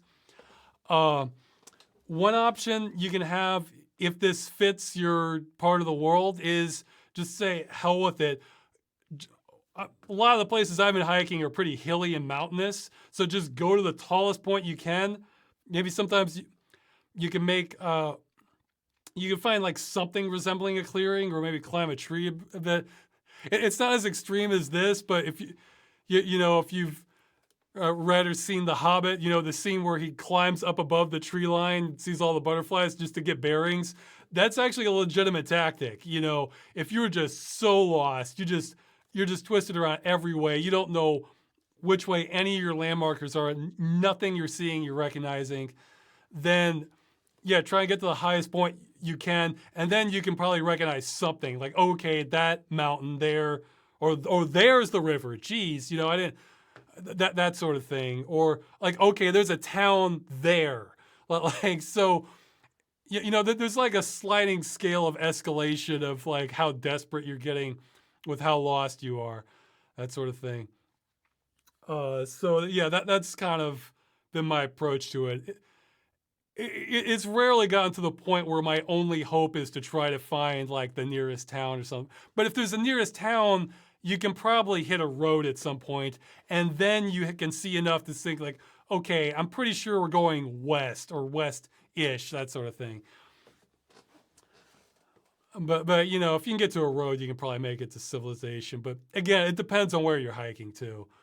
You know, like I've always been like heavily forested, kind of mountainous areas for the most part. So, but yeah, it's usually your best bet is to just you can probably remember the way you came in. Most of the times I'm getting lost. I'm gambling on a shortcut that didn't pay off. So, you know, just go out the long way. Yeah, see somebody's talking about in Netherlands there is no highest point to get up to. Well, hey, like in the south, you know, there's plenty of flat areas, you know, that you don't have that luxury, you know, it's just completely flat. So then you've got to hope you're not hiking so deep, you're not well, yeah, even if you were hiking in real deep areas, I mean, you might be in for some hard times for the next day or so, but a classic method is to find running water, go downstream. You go down long enough, you'll probably hit civilization or something resembling it or a house at some point, you know. That's but I mean, if you're in like desert areas, geez, well, I wouldn't even want to be hiking much in the desert to begin with. But for a lot of areas, if you can find water, if you're just utterly and completely lost, you have no hope of getting back to where you are. Find water, go downstream. Just keep following it downstream until you hit something. You'll eventually hit something, you know, or in the remote chance that you don't, you'll hit like a wider body of water, and then you can kind of circle around that till you hit something. So a lot of civilization depends on water. And so let's see. Okay, this one's asking about the Wallace and Gromit. They were asking what I meant by that in the Puzzle Agent episode. It's more like it's neither of the options that the person presented. It's more like I'm conveying an emotion. That's what I was doing. I'm conveying an emotion. Do you like the clockpunk genre? I'm not entirely sure what that is. I'm guessing it sounds like Rube Goldbergish. You know, maybe you have like lots of clock gears as part of the like a steampunk architecture. I don't know. Let's see. Oh yeah, since you try to back up things up as much as possible, do you consider investing in a NAS? Was it network attached storage? I think that's what it stands for. I should probably. That's what I might do eventually. It's like a NAS would be more expensive for a couple reasons. First, I have to buy it, put it together, and then it would be running 24/7. Probably, I would think, or it would either be running 24/7 or I'm having to power it on all the time. I mean, I don't know. I guess it might not be so bad. I guess it could intelligently power down stuff when I need it to. Like right now, basically my system, I have my mirror RAID for kind of short-term stuff I don't want to lose. And then for long-term stuff that's more organized, I put them on redundant drives. So I'll just plug it into external drive dock and copy it to that. And the thing is, yeah, that's part of my problem. My drives aren't dying fast enough. And I think that's because I'm keeping them powered off, not doing anything like 99% of the time. So it's like, oh, I need that file. Okay, I'll put it in there. And the problem is this has led to me having a lot of drives because like I have a few like 1 terabyte ones, several 2 terabyte ones. So it's like when I say it's more expensive, it's like, yeah, I could go out and buy one of these like one of the big ones now, like 14 terabytes or something. But then that's going to cost some money. I mean, and then these drives still work. I mean, I guess I could sell them, but you know, with the pandemic now, I probably have to be by mail, and my wife's terrified to go to the post office to help me kind of sort out the paperwork with that. So, kind of sitting on them. So, I don't know. Yeah. I mean, I guess, and if there's like a power failure, that's probably more at risk. And then yeah, that's the thing with the NAS. I probably need something kind of beefy because, you know, if I'm gonna put like, let's see how many drives, like 14 drives into the NAS, you know, that's gonna cost something. And then I don't need them on at all the time at all. But if they just turned on, it might want to power on all 14 drives. So I mean, after that, it could get to smart power management. But I don't know. It's just sort of sloppy. I think what I'm gonna do is wait till I have more money or more drives die. You know, wait till the drives get bigger. Get 2 of those. Maybe I'll set up a NAS for that. And then just put everything on that. Or so I have more options if I'm only running like 1 or 2 drives. So, and when I read in the news the other day that they were announcing 16 terabyte SSDs coming to market, though I doubt anyone's going to be able to afford that. But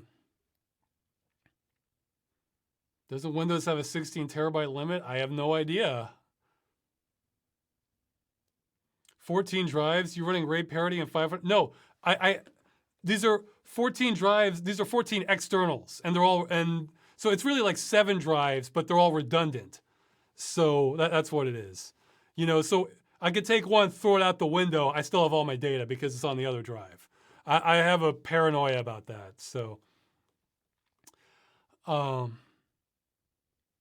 I say SSDs die more often than hard drives, though. Yeah, they might. I don't know. Like in the old days, for sure, with the controllers. I don't know how it is now with the newer ones. Like if you're writing to them all the time, for sure. If you're just kind of writing to them and letting them sit there for the most of the time, I don't know. Yeah, I mean, yeah, in the old days, I remember the controllers. It was much more of a dice toss. I have no idea now, but okay, more questions. Yeah, maybe I'll eventually do a NAS, but there was no neat way for me to do it with my current storage, basically.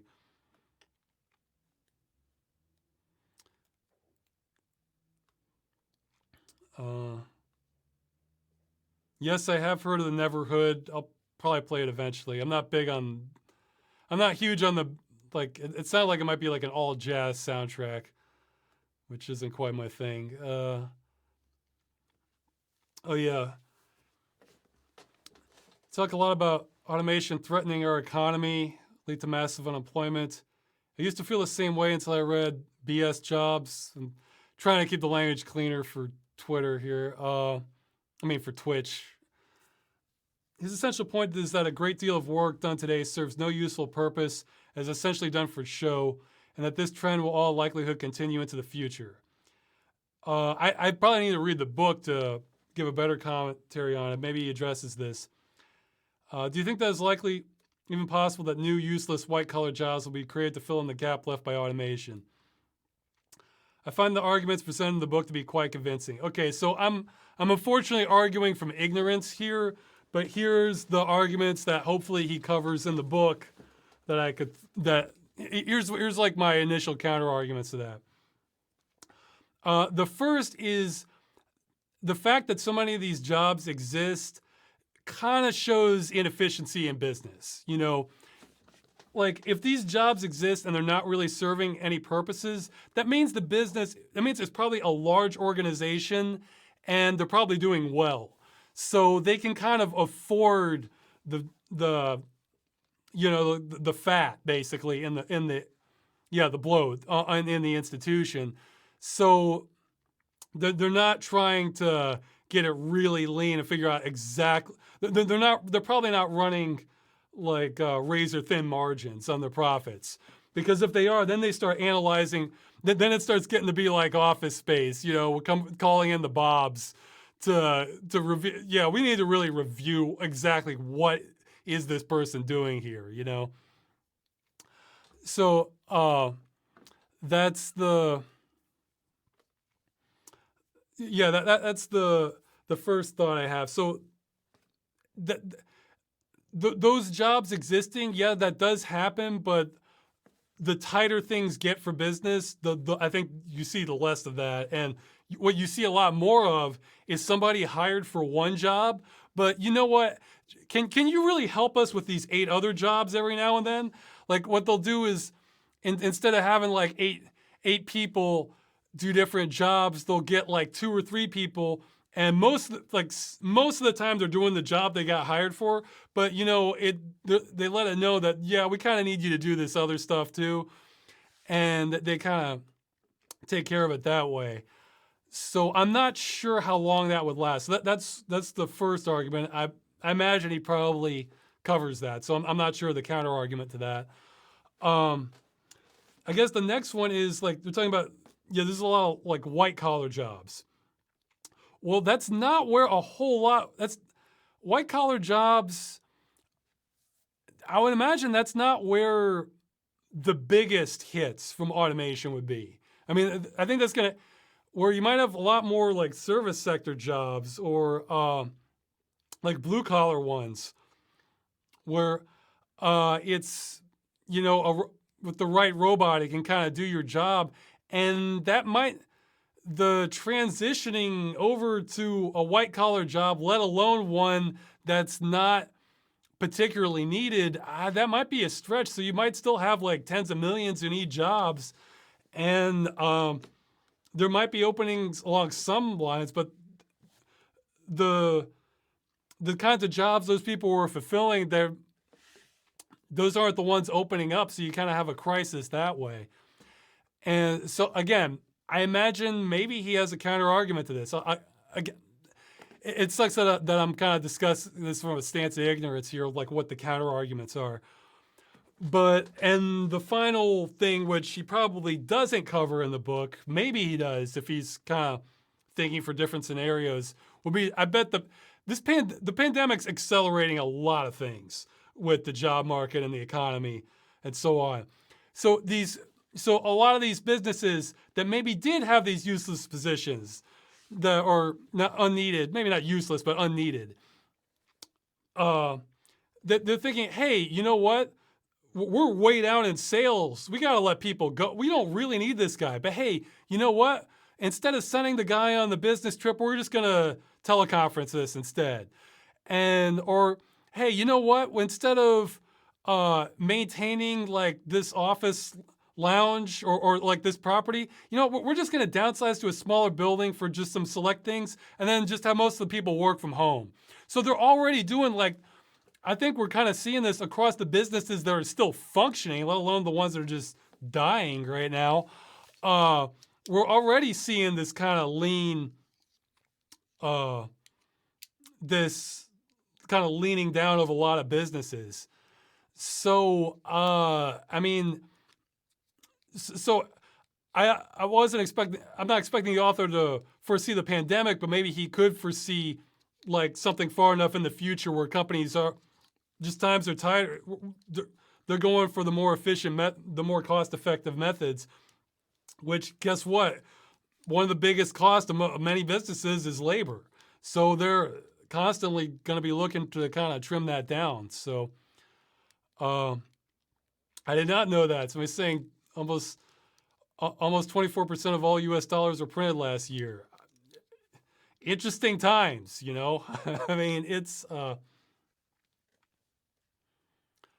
people grossly underestimate what goes into most jobs. This is true. However, it's like my counter argument to that would be don't underestimate what management is willing to sacrifice in terms of quality because they think it can work with less people. And what can be done with the desperate job market. So it's like if you want a job done right, you might have to do way more work. But if you want it done just barely good enough to keep the business going, well, then maybe you can cut some people, you know? Or maybe if you want to, or maybe if it's work that requires if everybody's working 40 hours a week, then yeah, it's just going to take a lot more. But if you're going to have desperate people who just need this job, or else they're just dead in the water and they are desperate to keep that job, well then, hey, maybe they find they are working like 12 or 14 hours a day, and they're getting more done for that same employee, and that comes out more cost effective overall. So it's, again, I'd have to see what his counter arguments are to that, to those points before I could not be concerned about. I mean, I think the pandemic accelerated a whole lot of things, it's, I mean, and I'm talking even if the vaccine's rolling out for everyone tomorrow, I mean, there's been a lot of talk about permanent job. I think the figure I'm hearing in the US is we're having, I think it's 700,000 first time, 700,000 people each week applying for employment for the first time. And we are seeing new jobs, but the new jobs are I think the most optimistic one I heard was over 300,000 new ones. So somebody's saying, really, that's what I thought I saw in the news. By all means, fact check me. I mean, it's pretty bad. I mean, like I said in the follow video, things are going to explode. This is, I mean, I don't know. It's a crisis. I mean, it's like a slow boiling crisis. It wasn't on one day everybody's desperate, and out of work and everything's collapsing. But we're gonna have I think we're gonna have the next stage of it at the end of the year when the eviction moratorium ends. I mean, unless Congress steps in for that, and I'm not optimistic about it. Yeah, so it's is somebody saying frog boiling crisis? It's a little different than that because it's not being felt equally. I mean, it depends what kind of job you have, but it's, I mean, let's see. Yes, I don't know. We're in Weimar times, folks. Well, not yet, because, well, actually, that's one thing. Okay. Again, you should always you should always analyze anything I'm saying about the economy, because I'm just going by arguments I've heard and thinking, yeah, that makes sense. That's the extent of it. So by all means, you should challenge me on that, but have good counter arguments. One of the reasons we're not up to hyperinflation yet, because we printed, I think, trillions during the 2008 stimulus, the stimulus after the 2008 crisis, but that didn't significantly, that didn't lead to hyperinflation or significantly lead to inflation. My understanding is because most of the money went into kind of big money organizations or people who were basically kind of stockpiling the money anyway. So even though we printed all this money, if it just kind of went into kind of, Scrooge McDuck's vault, it didn't go into rapid circulation. So that didn't lead to hyperinflation. So I think we have kind of two forces working right now where we're having a lot of money printing right now, but at the same time, money velocity might be really low because all this business is shut down. All these businesses have shut down. And even for people who are, still working, they're probably saving a lot more because they're kind of trying to prepare for the future. Things, you know, not well. Two, one, they're trying to, you know, prepare for the future because things are looking more unsteady, and plus, not a lot of people are going on vacations and traveling and spending it on like not a lot of people going to amusement parks, that sort of thing.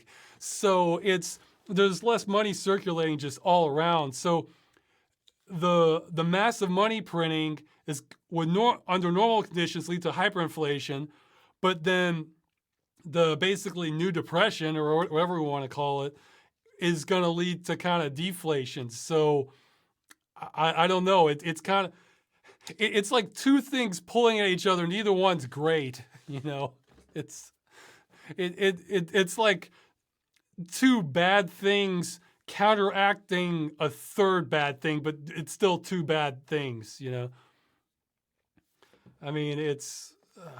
Well, printing lots of money isn't bad in and of itself. It's the consequences of that can be bad from it. But it's like we have another bad thing counteracting the potentially future bad consequence. So I don't know, you know. Yeah, I like that comment. This is the looting stage.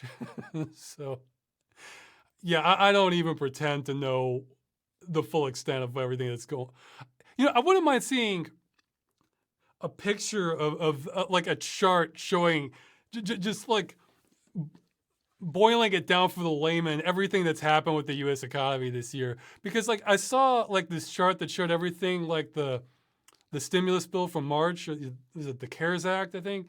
Everything that went to, except I think that one was like really incomplete because I know like I think it was like 400 million of that went towards the Federal Reserve, which they were able to use as leverage for $4.5 trillion in loans, I think, or maybe it might just been stimulus money mostly for large businesses. But I think there was something else. But see, I don't even know if that's related to them buying corporate junk bonds, something the Fed has never done before, or if that was something on top of that, or if it's both, you know, because I thought I saw like the Federal Reserve did a bunch of printing even before I think it was like in February, before the CARES Act. So I'm lost right now, but it all strikes me. I'm in the fog of badness, you know, from the follow-up episode. So it's like, I do not know what's going on. I mean, I am deep in the, that's what I know. It's like, I really don't know what's going on, but it really doesn't strike me as good or nothing that I'm seeing strikes me as good or stable or like, this is like a long-term solution in any way. So yeah, again, feel free to email me on that. Like, if you're someone who's like big into economics and you do understand everything that's happening, or you think you do, feel free to give me your take on it. Like, you know, the layman understanding of it. Like, feel free to email me on that because I'm curious. But a lot of this stuff is above my level because I don't know what. I'm in the fog of madness when it comes to what's going on with our economy. So, okay, yeah, that was a long answer. Should keep moving. If you could have any historic figure on the show, be it Game Dungeon or Moon Gaming, which would you have? Which would you want to have? You know, okay, I guess this is a bit of a cop-out. Okay, well, I was going to say this is a bit of a cop-out answer, but maybe I just need to get more history. Like, with the videos I make, I tend to, okay, don't take this the wrong way, but I tend to be less interested in, like, people and more, like, what they've done. Like interesting ideas they might have, or, like the games they were in or they worked on, or game ideas they might have, or like just going to different concepts. So it's like I kind of have to know what's the what the person's really about, that I would know like about their background, that this person really has interesting ideas that I would want to hear more about. So, and I realized I think I have an answer just because I'm going to mention them in the next game dungeon. It's not about them, but I realized I would actually be interested to talk. I think to talk to John Carmack, because he's someone who's had a lot of interesting ideas in gaming. Uh, and the thing is, he's almost okay. I'm repeating what you're gonna hear a bit in the game dungeon, but it's like he's gone from like groundbreaking 3D 3D graphics techniques to like now graphics are just kind of awesome all around. And during that time, a few years ago, well, he hopped over to VR, and that's something else I'm super interested in. And but then he kind of played out his time at Oculus, and he announced, I think, earlier this year or last year, that he's mostly stepping down from his role as chief technical officer at Oculus, and he wants to spend his time on AI. And that's another area where I think that's where like the most exciting stuff is happening for like for gaming, probably just lots of things. So it's yeah, everybody's saying you about Oculus. You know what? Fully warranted. However, I've seen Carmack as he's interested in the technology, and Oculus was kind of the first big player in the game past decade. So it kind of made sense there that he was. I'm pretty sure he saw Oculus as a means to an end, and the fact that he wants to move on to something else. I don't think he was ever like, he didn't even have a Facebook account. Yeah, before working there. So I think that kind of says. I'm pretty sure he saw Oculus as a means to an end. So.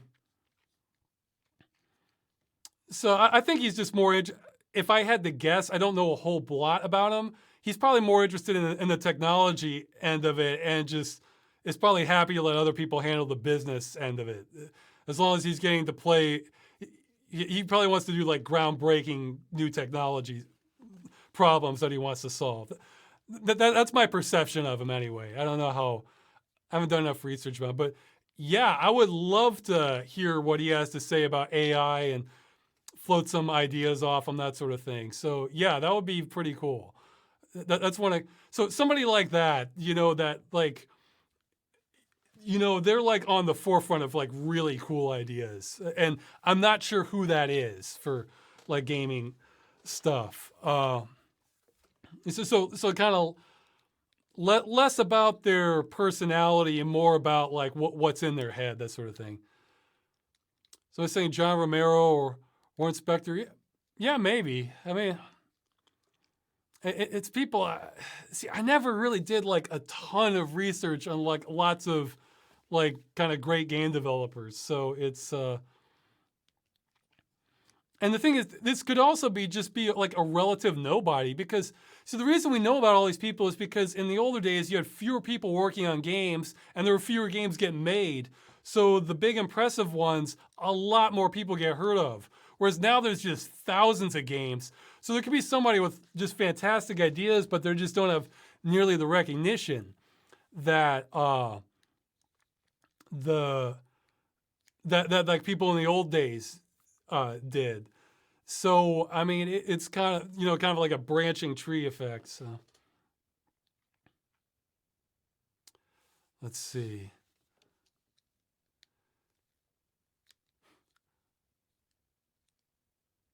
Okay, it says MCA says Carmack doesn't know what he's talking about.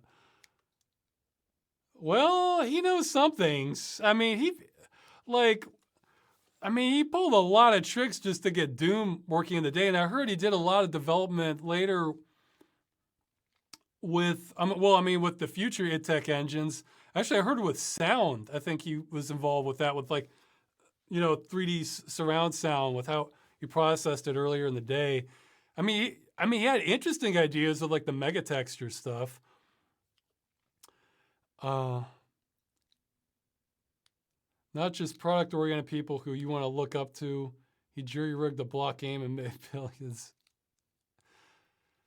Yeah, I think MCAA might have like had a typo and be missing some words. I'm not quite following him, but uh,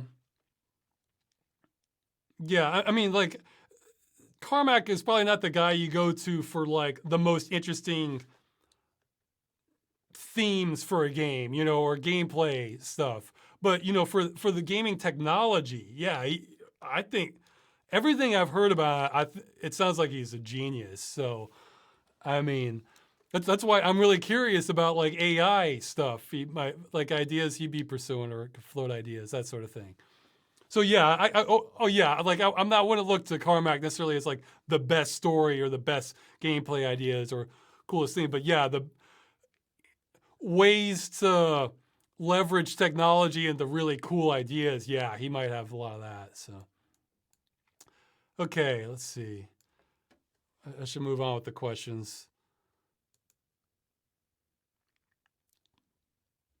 Once the movie comes out, how will we be able to watch it?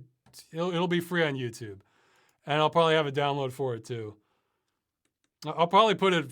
I'll probably put it up on everything. Just set up like a Vimeo account, Daily Motion, just go all out.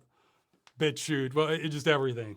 like, yeah, I think my idea would be I'd want to put out so many copies of it, like there's no room to put up an imposter copy without it already being up there.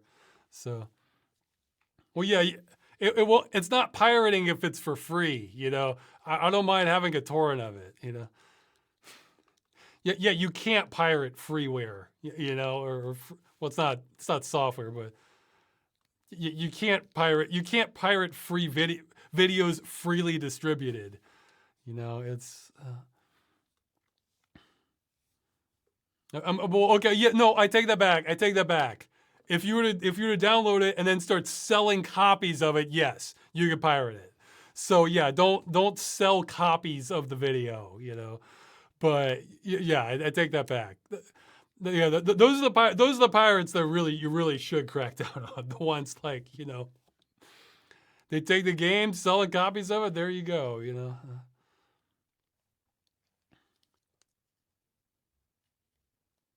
Okay, I think I've answered this before.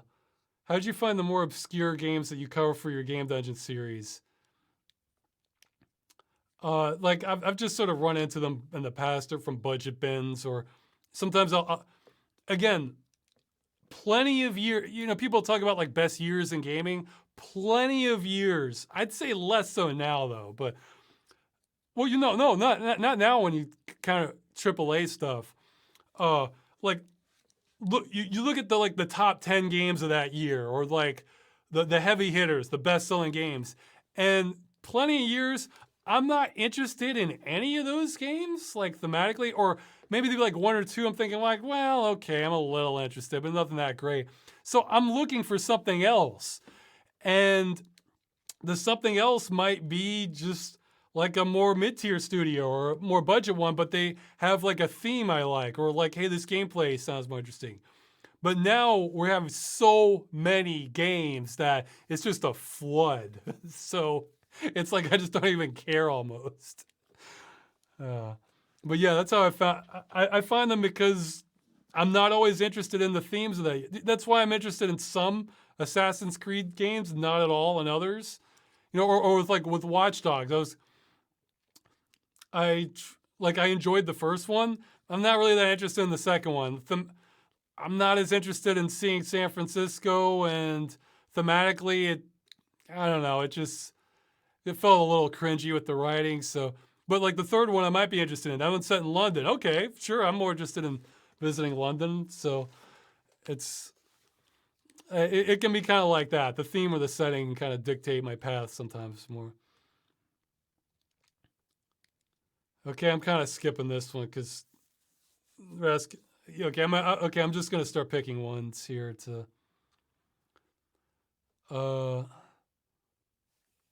Okay, what game on your Steam list has the most amount of hours played? I have no idea because, well, one, I don't even like to look at that. I don't like to think about how much hours I put into like any game. It's sort of like reminding you of your mortality sort of thing. So I don't mind if game companies collect that data from me. Just don't tell me. I don't want to see it. In fact, hey, two things I would like. People were asking me last time about like features I would want in Steam. One, I want the idea to hide hours played from myself. So like I have to intentionally and maybe save my settings to the cloud so that if I log in on a new one, it has my default settings. So I want to, if Steam has that, I'd like to see it.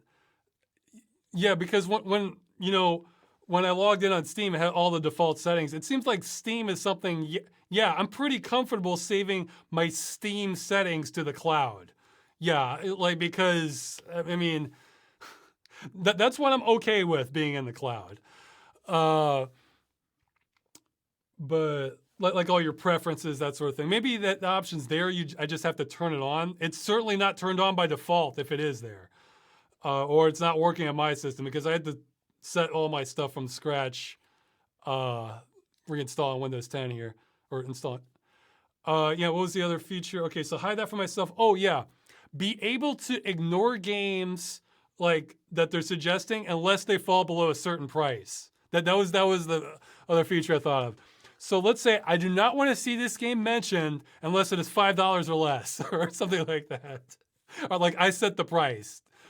So if this game costs $30, $60, it is invisible to, okay, I'm aware it exists. It is now invisible to me. But if we're having a big Steam sale and that goes to $3, yes, then you can tell me about it. I mean, I know you can,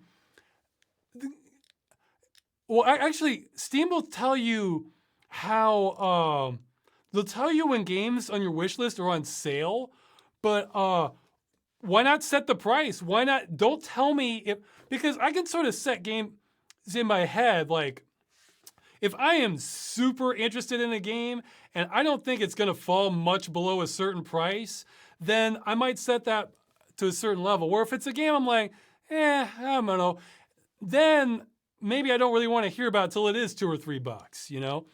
Like I sort of did my calculation. I wanted to play Quantum Break and like Dead Rising, and I thought I'm not sure those are gonna fall much below like $750, and like that's the lowest I saw them, so I bought them at that price. Whereas another game for my like so-so games, yeah, I'll set that real low, like maybe $3, something like that. So yeah, like don't tell me about this game unless it's for sale this much. If it's just 10% off, now get out of here. Like I'm a cheap ass and I'm swimming in games as it is. Like I'm not justifying this, but it's sort of the harsh reality for game developers. Sorry, you know. Yeah, and I almost never buy anything unless it's on sale. Like I'm trying to think if there's like any time I bought, unless I think nowadays. Well, I mean, in the old days, I might buy something just in a budget bin. But the past few years, I think I only buy stuff when there's like major sale. Yeah, like that was an example. Like the Alien Isolation. I'm not huge on movie-based games, but I thought, well, a lot of people say it's good. Maybe I'll try it out. And that, I think, there was like one day or two where it went on sale for like $1 or $2. Like, okay, yeah, at that price, I'll pick it up. You know, like, so. I guess my so-so games aren't the same as your so-so games. So you may love that game, but then a game I really wanted to play, you don't care about. So it's the same. Everybody has their own preferences. But okay, but more questions. Let's see. Oh no, I missed the main question. Which game on your Steam list has most amount of hours played? I don't know because probably most of the hours got sunk in either pre-Steam or pre-Steam tracking. I don't even want to think about how many hours I put in on Real Tournament 2004. Put a whole lot. I put a ton in on Zombie Panic Source, but then there was like a reset to it, and now it doesn't. it doesn't track those hours anymore. So those all got thrown out at some point. So it was like, let's see, I'm trying to think of like what would have the most. See, people might be saying Half-Life, but it's yeah, well, actually, yeah, well, with Half-Life 2 and Half-Life 1, see, I was doing all those through emulation because I wanted zero interruptions to my process from Steam or an update breaking things, which it has happened.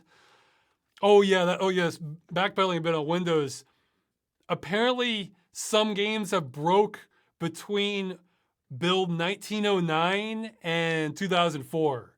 So, what used to be true of Windows 10, maybe it's true. You know, it just keeps changing. Maybe it's true now. Let's see. Yeah, I mean, in the past, multiplayer games suck. That's kind of one of the reasons I want to do more single player games, is because with multiplayer games, it's sort of like, it can be a lot of fun, but your fun level is more uneven, you know, depending on what kind of match you have or the game. I mean, maybe it's not depending on the game, but it sort of becomes an easy default option, and that prevents me from like checking out all these other games, which I might like more for the time I'm spending on them. But the multiplayer game, you're just sort of used to it, so you just do more of that. It depends on what you want to do with games. See, I feel like I want to see all the games I'm interested in, then go back and like replay the stuff I kind of liked more, you know, kind of. So it's not that like I always want something new, but it's like I have so many like new, not necessarily new games, but new games for me that I could try out, that like, well, why don't I just check out all this other stuff first, you know? Looks like somebody's arguing with CIA. I don't know. Oh no, maybe he's quoting Bane from the movie. But yeah, Zombie Panic became Contagion, right? No, it did not. Contagion's a spin-off game that they made. Zombie Panic Source is still Zombie Panic Source. Okay. Everyone here is a Fed. Well, good. Maybe they can explain to me what's going on with the economy then. All right, let's see. Actually, I read one article where I see, it's the problem. I don't always keep track of where I'm reading this stuff. It was an economic guy, and they tried to get an interview with the Federal Reserve about like what they were doing, and basically nobody was willing to go on the record, but a few people were willing to tell them anonymously. So that kind of says that, I think that says that they know there's my understanding is the Federal Reserve is like, they're trying their best to do Congress's job, but that's not going to work for very long. But I don't know. I get lost in this stuff. Who would win in a fight between Contraption Zach and Construction Bob? I think I'd have to go with Construction Bob. I mean, he's Construction Bob's way more battle tested, and I think he has more of he has more what. Like I think he tapped into a large. He's more willing to do what it takes to survive, I think, you know.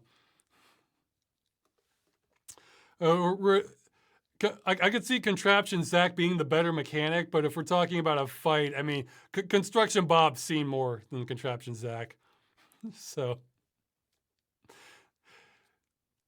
yeah, I mean, he's been through a lot more. So, I'm almost thinking of, I'm trying to think of an equivalent here. Oh, okay. Well, I was thinking of that the other day. Like Contraption Zach could be more like Rocky. Construction Bob would be more like Rambo. I imagine he might be a little bit battle scarred, and maybe have some PTSD from what he's seen. Whereas Contraption Zach has more of an upbeat attitude. You know, is kind of.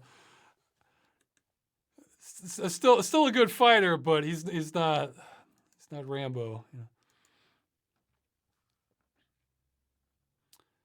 Yeah, somebody's asking if I would check out Christmas ROM hacks or mods of currently existing games. Well, only if that mod is what makes all the difference. And it's just like a totally different experience.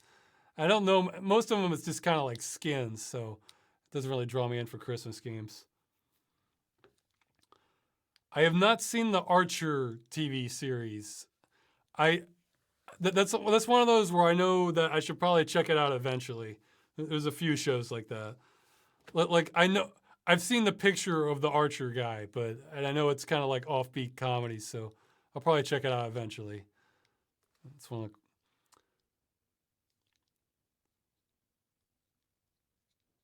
the... Okay, this question needed more votes. They're asking... Oh, okay, wait. If I was given the power to make the source code assets and everything for a game that was made public so people could use these assets to make mods to the game to make their own games out of it. Oh, okay. What game would you choose to have this happen to? That's a good question. Everybody hear them? There's a motorcycle outside I could hear there. Let's see. Well, I mean, I think it would have to be a huge one, with tons of assets to go. I mean, I kind of want to say the Crew or the Crew 2, but maybe there's some better ones because that's just a contemporary setting. Maybe there's something that has like a wider berth of settings that it has. Maybe the chat has good ideas on that. Oh yeah, that's a good one. People are saying Microsoft Flight Simulator. Yeah, that's a pretty wide encompassing game. However, not so much on the ground level though. So yeah, actually Microsoft Flight Simulator might not be the best choice because on the ground level, things are going to look a lot more distorted. Let's see, yeah, maybe the Crew or the Crew 2, but because you could make that as like a launching platform for all kinds of other games, I think, if you had like the source and everything. I have seen the Venture Brothers. Yeah, let's see. But yeah, I'd have to think about that. I mean, maybe like a real large MMO. Let's see what that there's less of an. See, this is limiting though. I would okay, that this would be up there, PlanetSide 2, because PlanetSide 2 you don't have all these different environments, but man, you have that combat, all that stuff there. So who wouldn't like to have like their own modded battlefield? I mean, I guess you'd have to get enough people together to play it, but man, there's a lot of potential there because there's a lot of existing code already for it as a combat game. I'm trying to think like what's another good game for it? Yeah, let's see what's another like good shooter. So I think, well, Star Wars Galaxies already has an emulator and like a custom. So you want a game that has like a whole lot to it. That like the source code's really gonna open things up. So I was saying Dark Souls, like, well, maybe. I mean, I feel like with Dark Souls, the main advantage of it is it has a large cult following, and the advantage of getting it open source is you could have people kind of making their own campaigns with it and making new areas, that sort of thing. But usually the biggest mods aren't always creating all these custom art assets. Somebody's saying The Sims, yeah, the Sims games, like Sims 3 or something, that can maybe do a lot. Yeah, that would be a great one to have open source. Yeah, so that's a good choice. So yeah, because a lot of the games that have come from mods, it's like they use the existing assets or just changed a couple things, and it's like what they really changed was the gameplay. They created new games out of it. So you kind of want something that has a lot of assets to work with. So yeah, Sims would be a good choice. Again, I think PlanetSide 2 might have some good stuff that could come out of it. But okay, so a few more questions.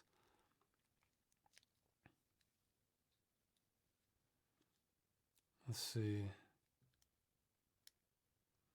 Are there any books or literary works in general written before the 20th century that you really enjoy? Let's see how. Well, I'm trying to think that I really enjoy. It's more like the ideas behind them that I enjoy. I'm trying to think of ones. I have to check stuff too. I mean, Jules Verne's had a lot of interesting stuff, and I think he would. I don't know the. See, I don't know all these authors that. It's like, are these what like 1800s or 1900s? I just remembered one because I was trying to think of like comedy that's like old that I really like.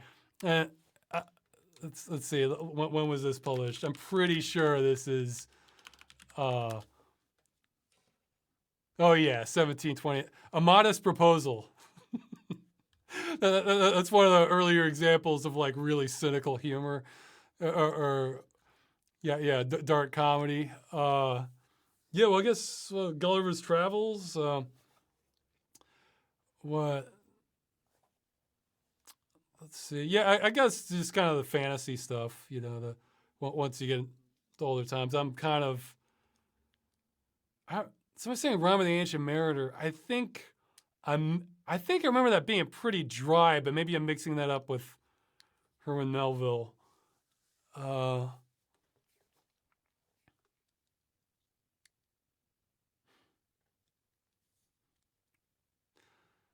some commentary about the gig economy. Let's see.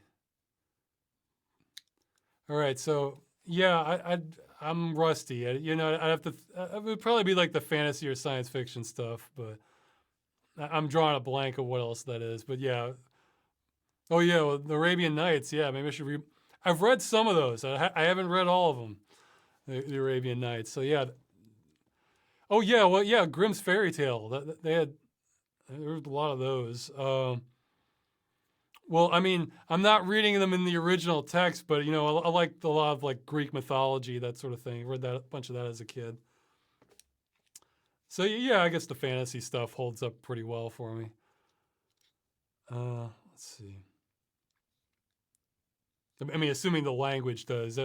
I'm not sure I want to go much earlier than the 1700s for like how well I can decipher the English. Like I know there's tons of people who love Shakespeare, but it's too much of a chore for me trying to read original Shakespeare. Like, and I've heard that if you have it translated into modern English, you're missing the point. So, oh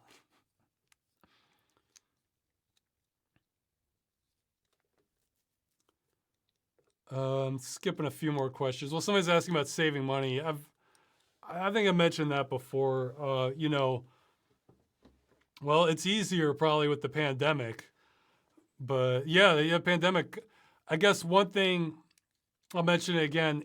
If it's an option for you, it's not realistic for a lot of people. If you can get by without having a car, that definitely helps save you money, because then you have less in auto expenses, gas, insurance, that sort of thing. Other tips, I mean, just, general things like eating cheaper food. See, a pandemic shuts down a lot of stuff, like, don't eat out, don't go out to do stuff. So yeah, pandemic helps you live cheaper. So that's something.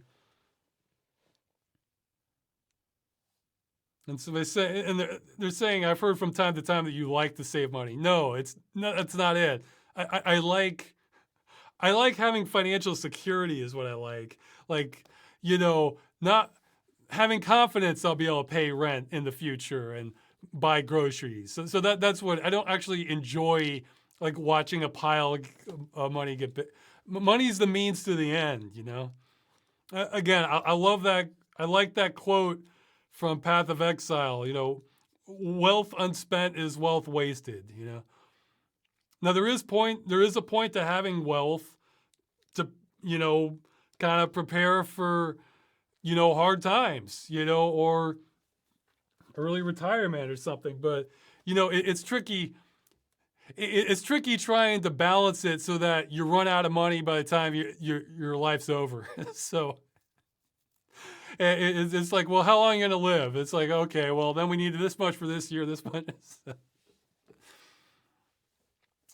But that's why I said in the Trackmania video, I wouldn't stay a billionaire if for some magical reason I became one, because what is the point? You know, I mean, you could live the rest of your life and not have to worry about anything for way less than $1 billion. Like,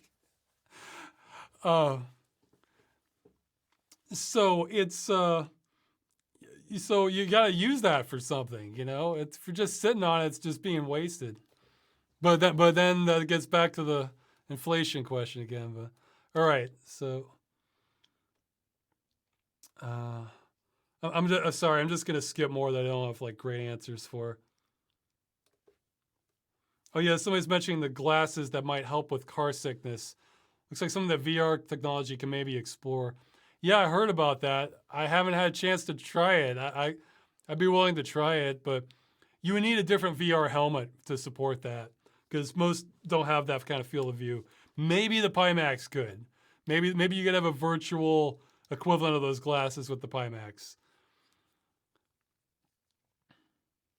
Man, the thing is, I've never tried the Pimax. It just has a wider field of view than anybody except like the non-consumer, like Star VR and what's the other one? Xtal also have like super wide field of view, but those are not meant for people who can afford things. You know, like it's meant for people who money is not an object. You know, I think those start at like 3,000 or something. It's ridiculous. Whereas Pimax has options for mortals here. Oh yeah, somebody's asking about that mod I did the robot voice for. I forgot the name of it. I have it somewhere. I still have the source files. Let's see. They're asking if I plan on doing voice acting outside my channel. Maybe like a few requests, but I'm trying to cut back on it because I'm just been so busy with my own stuff. Again, I'm really feeling the kind of Red Queen syndrome there, where I'm just kind of running in place. So I'm really trying to get away from like taking more work on.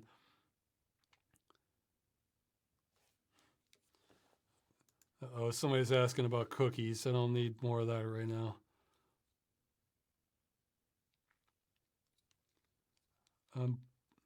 Somebody's asking for like if they can help writing on the movie. I mean, the core part of the script is done for the movie, but again, there's like side areas I wouldn't mind help on. See, when I take on big projects, I like to focus on the hardest parts first, and that's the technology. The writing is not going to be the hardest part for me. That's certainly one of the most important parts, but it's not one of the hardest. You know, I mean, if you lock me in a room for a week, I'm sure I could come up with something fantastic. But I mean, if that's all I was doing. But I recognize I have limits too. So the right person could really go this stuff. So it's not entirely too late. You can email me about that, or hey, for anything, if you're still waiting on a reply from me, I'm kind of drowning in emails, I'm afraid. I'm trying to get on top of it though. If you think enough time's passed that I really should have given a reply, you can reply again. You know, send another one. You can kind of bump your email. It's fine. I take no offense from people doing that. However, if you're bumping something that I think's not that important, you might still get no response anytime soon. Just warning you. So if your email is something like, how do I activate the console in Half-Life, and then you bump that, you know what? If you can Google the answer, I'm afraid that's going to get lower priority. So,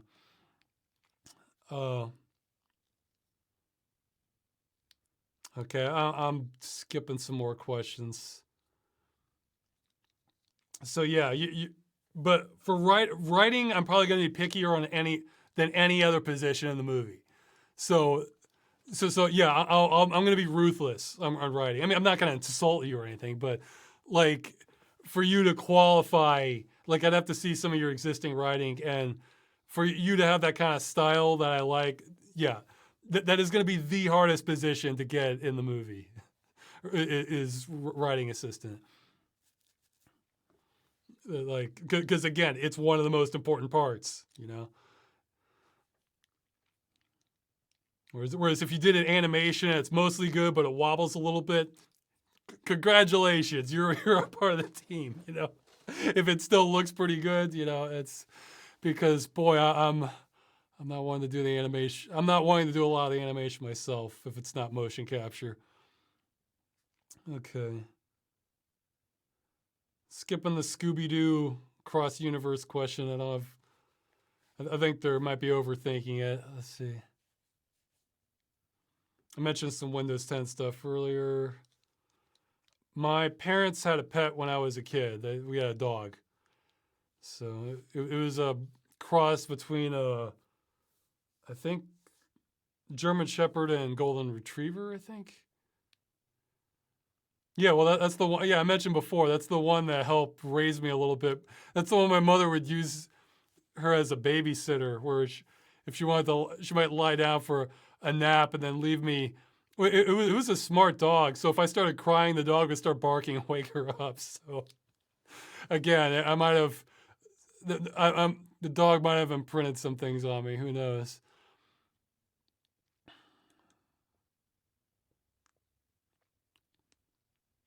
Yeah, I mean, my general stance on animals is I like animals fine, but I don't like having to clean up after them.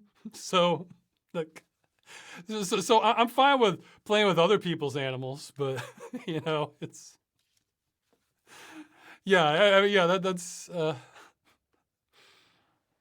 that pretty much sums it up. That sums up my stance on animals. I like them just fine if I don't have to look at, if I'm not the one who has to clean up after them. So.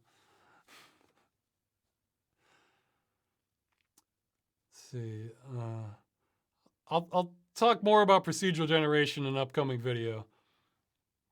Okay, more questions. More cookie. Man, I'm hungry. I don't need cookie questions. Yeah, see, this is a person of somebody who should bump a question. I said I'd help them for voice acting in this video. I still haven't done it yet. Oh boy. Just every day, it's like I'm just working from as soon as I get up till going to sleep pretty much, and then just taking a break for exercise. I really hope to have free time again. I could see myself doing a game dungeon on mod. Yeah, I mean, if the mod's extensive enough to warrant its own thing, sure. Ask if I might do one on They Hunger. Yeah, maybe. Well, let's see. I've played through They Hunger.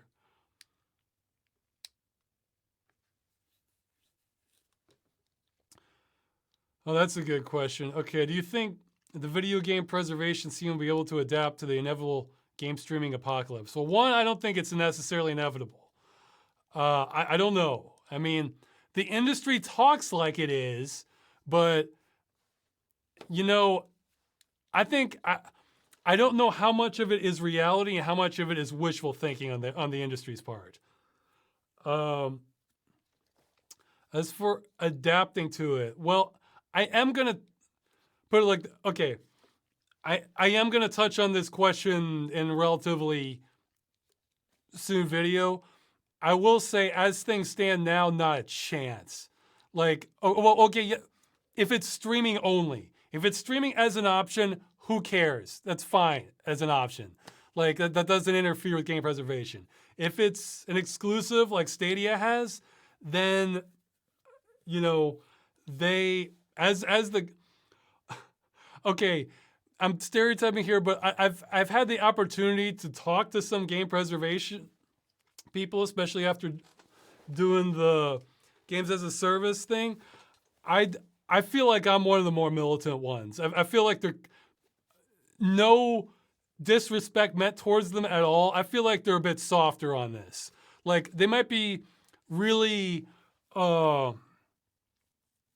they might be like really a stickler for details. Like, no, they're gonna make sure they got the exact day that game was published, or no, we wanted to have authenticity for like this emulator's not good enough. We want to make sure the clock cycles is like down to the like tenth of a hertz or something. Like, I can see them being hardcore in that, but I mean, this is largely a business problem here, what we have, or like a legal problem. And I think they're kind of, the ones I've talked to, I think are kind of soft as far as like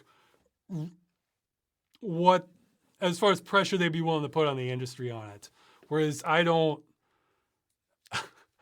kind of speak, this doesn't mean I'm hardcore. This means like you need to get even at least as hardcore as me. Like, you need to figure out like better battle plans where the solutions I've heard are kind of like asking nicely of businesses, or I feel like or maybe having like a tax incentive program was what I heard for some. And I feel like the ones that are going to be swayed by that probably aren't the biggest offenders to begin with, or like having like a label that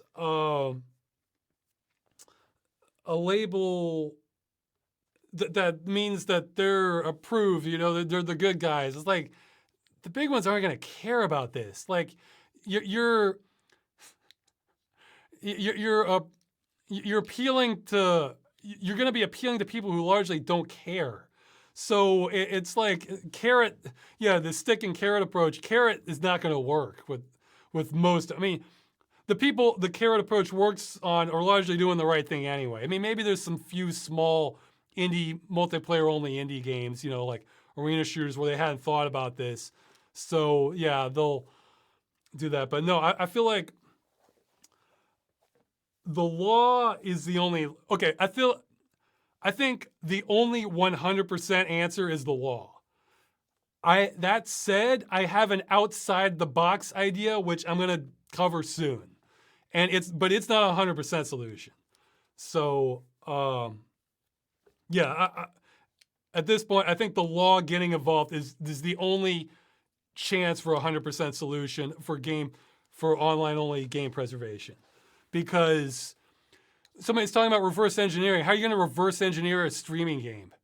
Like it's, you're not doing that. I mean,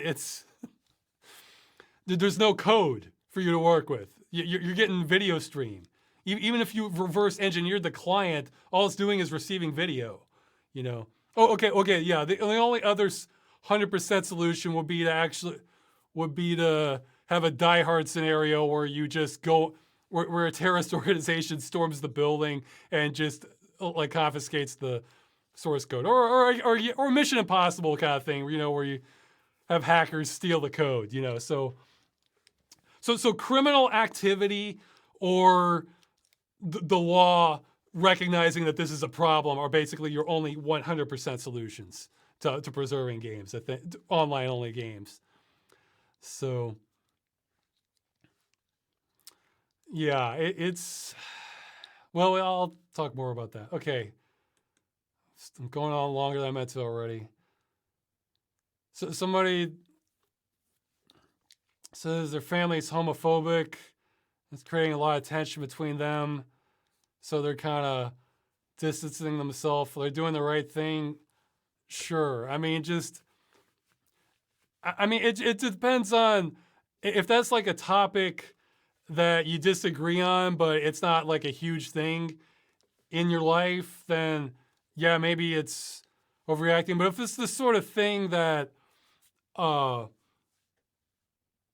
like is just it's like you basically just, every time you see your family, it's just horrible, then sure, distance yourself from them. Why not? I mean, it's yeah, speaking of cynical humor, I remember as a Boy Scouts, I heard one person say like, something like, family, can't live with them, can't shoot them. Like, you're expecting can't live without them. It's like, no, just can't shoot them. So Speaking of which, I remember reading, I think it was a year or two ago, there was a Thanksgiving argument where this family got so upset about a political argument that like the brothers started fighting, and then like the dad went for a shotgun to try to break it up, just to sort of scare them, but then accidentally fired it, and then like nobody was killed, but like I think he wounded the brother. So if your family get-togethers are like that, then yeah, and you don't want to go there, yeah, you should totally feel fine distancing yourself from them. I mean, just like it's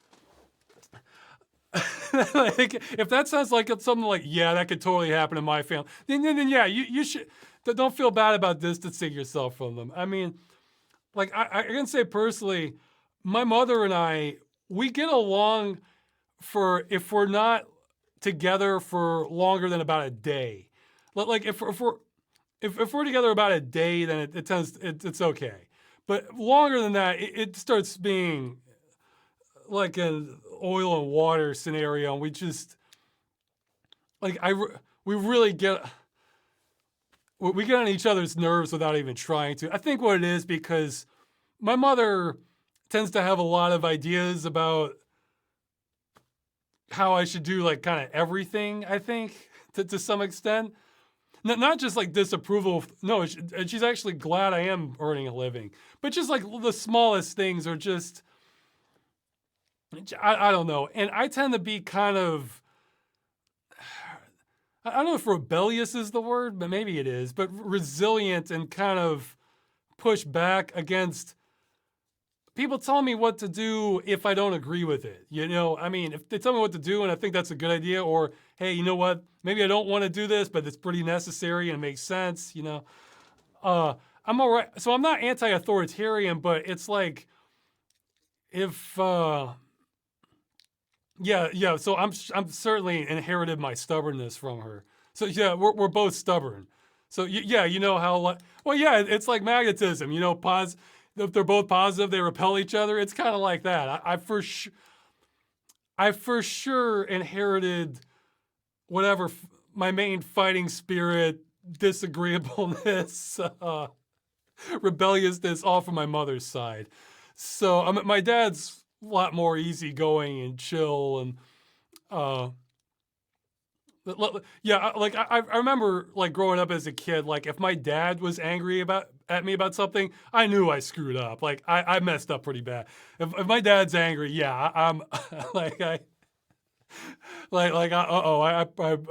earned it.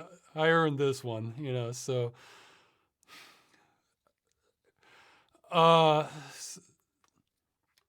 so yeah, yeah, I wouldn't feel bad about that. Not everybody has a great family situation. So it's but if it's something you just disagree on, but then most of the time it's fine, then just avoid that topic, or just be like, okay, mom, or okay, dad. If they talk about something that you just think they're totally off on, but it doesn't really go anywhere, then yeah, don't let little things screw it up.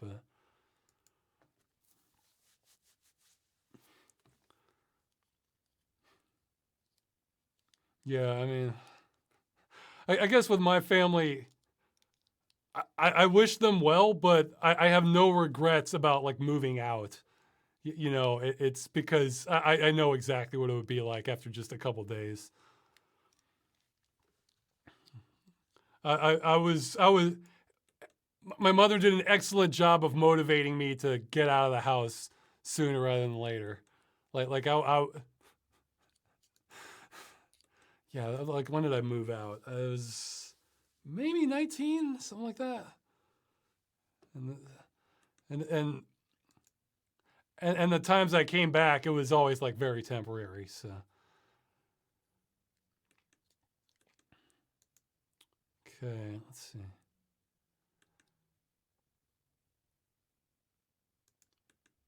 Okay, I'm skipping more questions. Man, I'm only 2/3 down the page.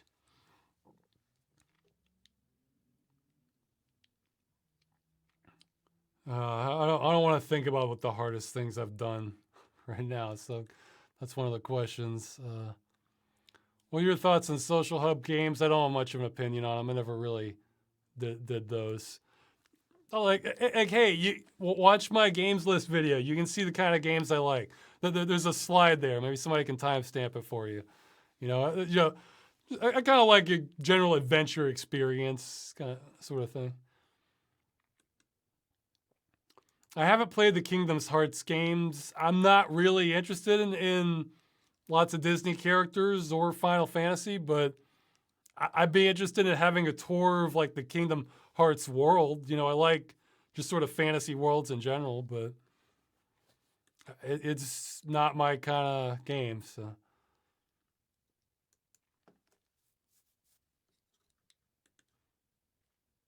somebody's asking me a question as though I work for GOG. I don't. The most I do is like give links. Oh yeah, okay, here's another hint for you. Next game's a GOG game. So, but I'll give links to where you can buy it, the game from them, when I'm covering a game dungeon that's also on GOG. So, and in exchange, I get some free game codes every now and then. I don't get any money from them. So, but they're asking why not sort by price. It could be they maybe don't have enough hands on deck. I know they had to cut back a while ago, like a year or two ago. Because GOG, I think they're separate from CD Projekt, where, so, if The Witcher sells 1 million copies or something, GOG doesn't get that money unless it goes through the GOG. I think. I have no idea. I'm really not sure. But so, if Cyberpunk sells 1 million copies, well, it's probably some more than 1 million copies, zillion copies, then if it's not through GOG, they may not get that money. So I don't know. Like, I remember when I made the games list, one of the contacts I have there, he said it had some features even they don't have. So maybe they just haven't thought of it, or maybe so yeah, contact GOG themselves. Get the answer. Yeah, well, next question. Cyberpunk is coming soon. Are you excited? I'm kind of frustrated because I don't think I'm going to have time to play it anytime soon. I've got to get the 2 videos made and then do the Christmas episode. So maybe after that, I was considering a small one for New Year. It was to be very small, be like a minute. So I don't know. I'll play it at some point. I'd like to play it, but I just haven't had the time. I mean, actually, who's probably going to play it before me is my wife. She's really excited about playing it. So I'll set up her computer for it. Then, yeah, video game awards. Yeah, I'm kind of going, it varies. Like, now that I'm talking here to people on the stream, it's better, but like, I'm kind of like getting a little wired and like out of it because I was really hoping for a break after the Halloween crunch, and it's my own fault. I shouldn't have moved the windows. I underestimated how much work that was going to be. Not by a lot, but, well, no, I guess I did by a lot, but it was, geez.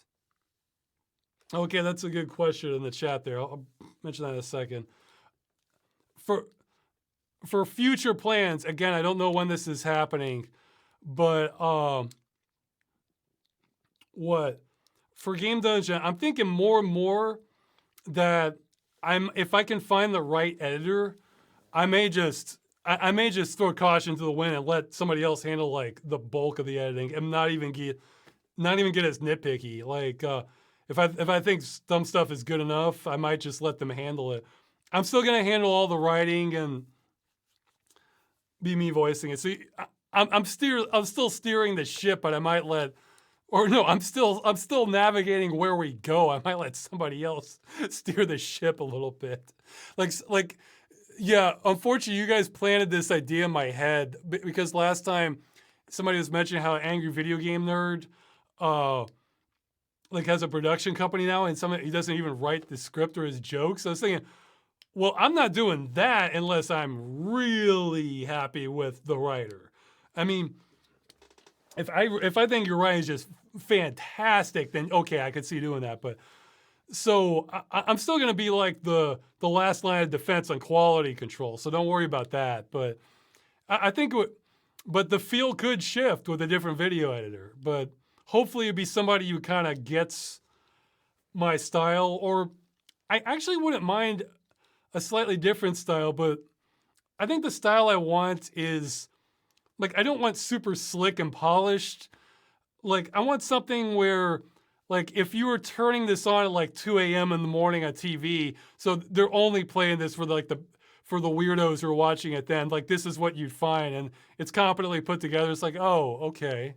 Like, you know, like one of my favorite shows is the Sifl and Ollie show, and it was on MTV, and the whole thing was hosted by sock puppets. It was on late night on MTV. So I'm not saying it needs to be like Sifl and Ollie, but something in that range where this is not, we're not trying to appeal to we're not trying to be slick and super polished. We're just trying to be like interesting and easy to watch, you know, in an easy to watch presentation.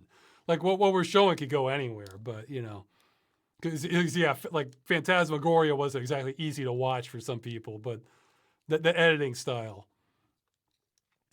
So yeah, if that's the, because an editor, you're almost like a second director almost, uh, depending on what leeway the director gives you. And I'd prefer to be able to give more leeway and like trust in the person's judgment, you know, maybe. So even if it's not something how exactly I would do it, hey, I'd rather save that for the movie, you know, like, so if it's something where it's maybe not how I would do it, but you know what, this is still pretty good. This is still in the same ballpark of what I like and the tone I'm going for, then sure.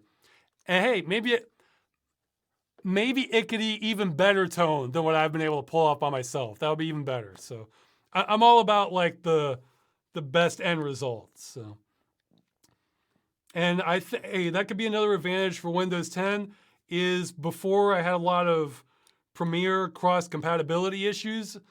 I think maybe that might clean up some of them. So we'll see. But if you don't want to use, you can use any editor you want. Most of my editing just requires basic stuff. So yeah, you can email me again about editing. If you've done it in the past, you can bump it up, you know, with the reply email, russwscott@gmail.com. So yeah, so I'm really considering that for Game Dungeon next year. To experiment with it, because it can eat into my time a lot, you know, with editing. And I'll probably remember one later, but I feel like I've done most of the episodes where I felt like, no, it had to be me editing that one, you know? So it doesn't mean I'm like done with Game Dungeon or anything, but it means like maybe it would be great being able to delegate. Oh, yeah, for payment, what I would do is I would give like a percentage of the YouTube profits basically for the videos. It could be a big percentage for editing, depending on like the workload. I'm awful at figuring this stuff out, but again, it's like when I was a kid, I would let people set their own price when I did shoveling snow. As long as I can earn enough to pay rent and buy food, that's the main thing. But I would try to be as fair as possible. Though I sometimes like to have a cutoff point too, like so far I've been doing like a year's worth of views, not because I want to like shake people down. I mean, you're probably getting the vast majority of the views after a year or so anyway. But it's because I don't want to have to do accounting for the rest of my life, and I like being able to just, if I could just press a button and just fairly distribute the pay to everybody who helps, I would so press it, like and then just don't worry about it. I hate having to do the accounting and everything like that. So let's see. Okay, so yeah, few more questions, and I'll take live ones. Somebody's asking what media have I looked at since last time. Well, I saw Futurama. I finished the book. Yeah, I'm still able to read even when I'm busy because I do that while I'm eating. I finished, was it Across Real Time and the sequel Marooned in Real Time. And lately I've been kind of just catching up on news and articles, that sort of thing. But I'll get back. I'll probably read another science fiction book after that. Or maybe I should read the B.S. Jobs one. Or if I'm feeling darker, another, which I'm not really. Well, no, I am feeling dark. Maybe I'm not really feeling in the mood for darker stuff. That's not fantasy or something.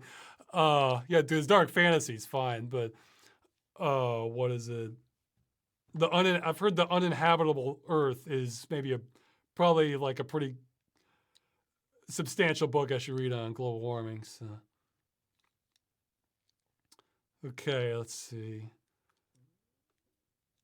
Somebody's wishing me happy birthday. Thank you. That my birthday's in what's the date? The 6th. It's on the 28th. So whenever that is. I don't know what I'm doing then. Really hope I won't be working on it. I'm not knowledgeable enough with different tabletop RPGs to know which are the best I should play. Sorry.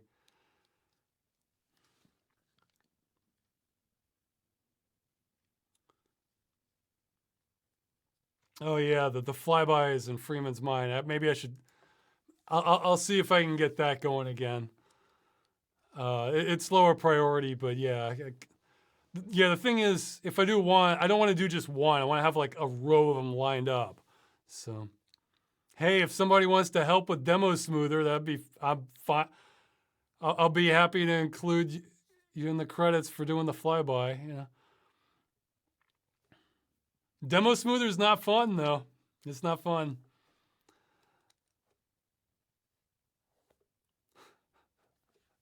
Yeah, this goes back to the not understanding the job again. Somebody's asking, have you finally played a series, movie, game you put off thanks to the extra free time you have because of the pandemic? I do not have extra free time because of the pandemic. I have less free time because one of the things is my wife is kind of terrified of like going out and contracting things. So basically anything outdoors, I have to do it now. So that means I get I have to do all the grocery shopping. Any packages, I have to pick all those up. It takes a little more time to exercise where I am here to get to the place to exercise. But also, well, yeah, actually, I've been doing hikes more than run. I haven't done running in a while. I kind of want to get back to it because running's more time efficient. But the problem is with running, that's harder to do with a mask on. So, and the best place to go to do it is by the forest in this area where that's kind of higher traffic, and I don't want higher traffic while the pandemic's going on. So I'm kind of going on all these just middle of nowhere trails for exercise lately, and that kind of takes longer because it's less time efficient. So no, but yeah, that and the grocery shop and getting all the packages, like anything.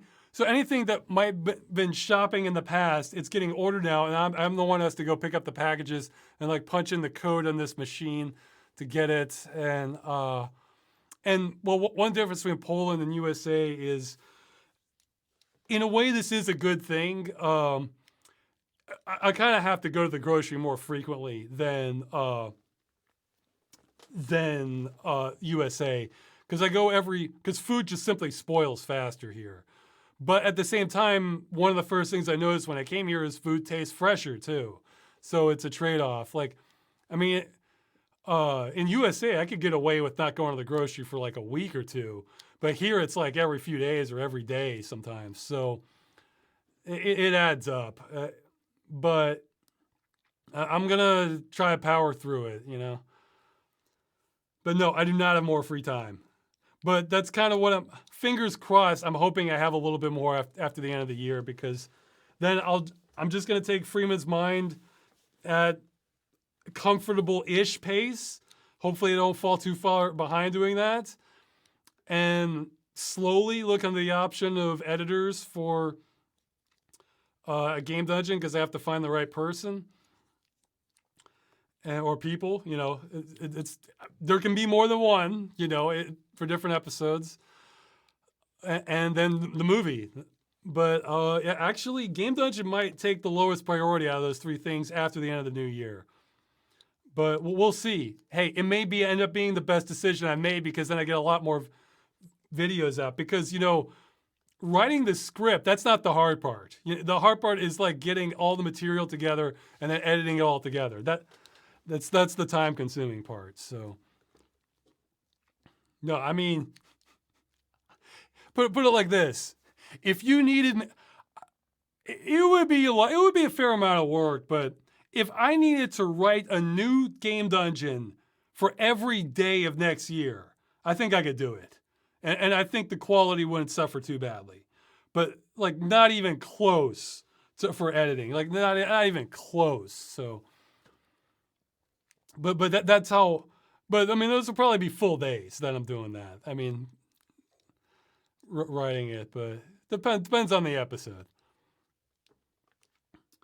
And I'd have to cheat some too, because I'd have to fall back more in games I've already played, I think, or some shorter games. But writing takes time, but that's not the hardest part for me. So, and voicing them, I mean, that takes time, but it's not the hardest part. So, okay, so I lost track. I think I skipped the question by accident, but I should be skipping them. It's just I want them to be on purpose, not accident.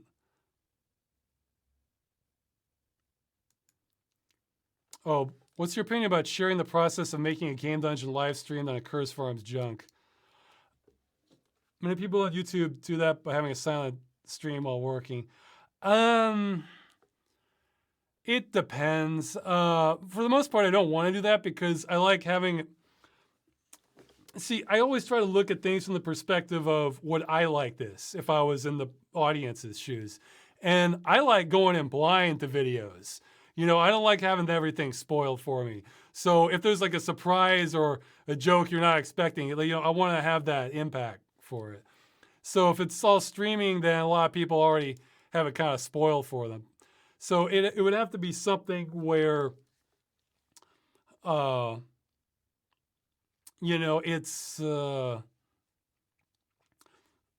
don't know, I'm not giving away too much. And plus that's more time consuming and takes more energy to do that with, you know, do it entertaining, because then I have to commentary on it. Then it's more time to set up for it and everything.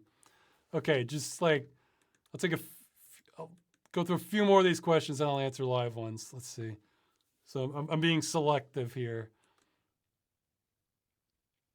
Let's see. Okay, well, this is a good question. I'll answer it quick.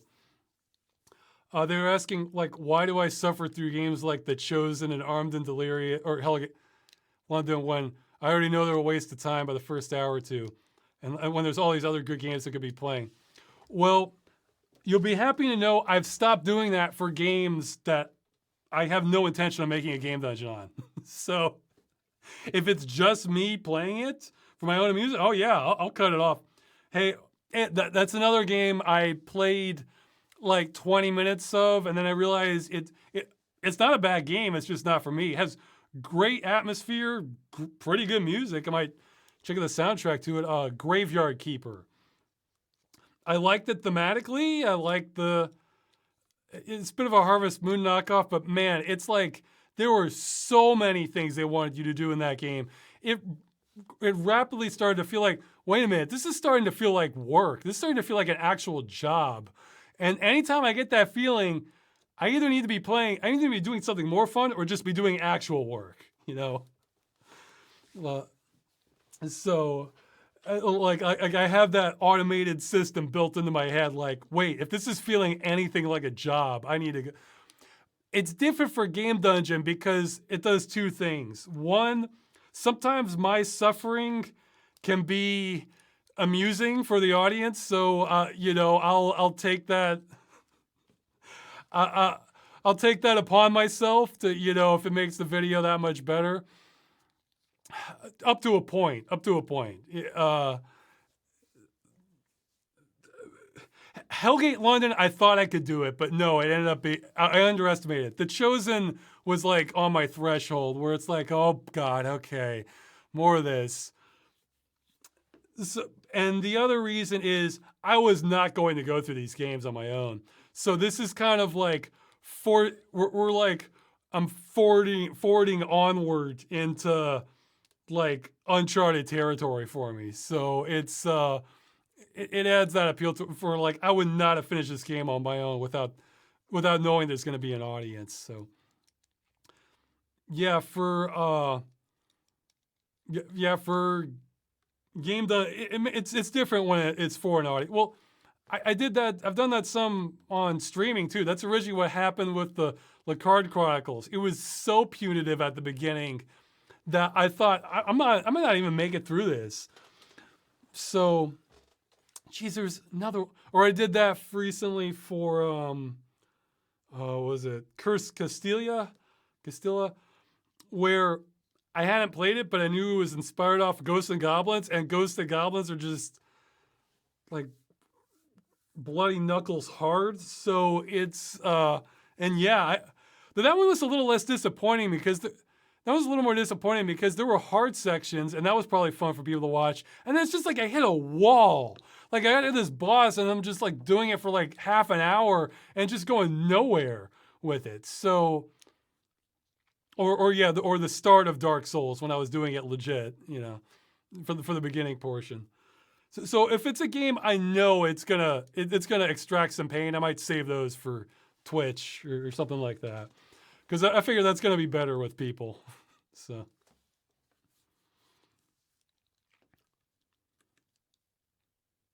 okay, a few more questions.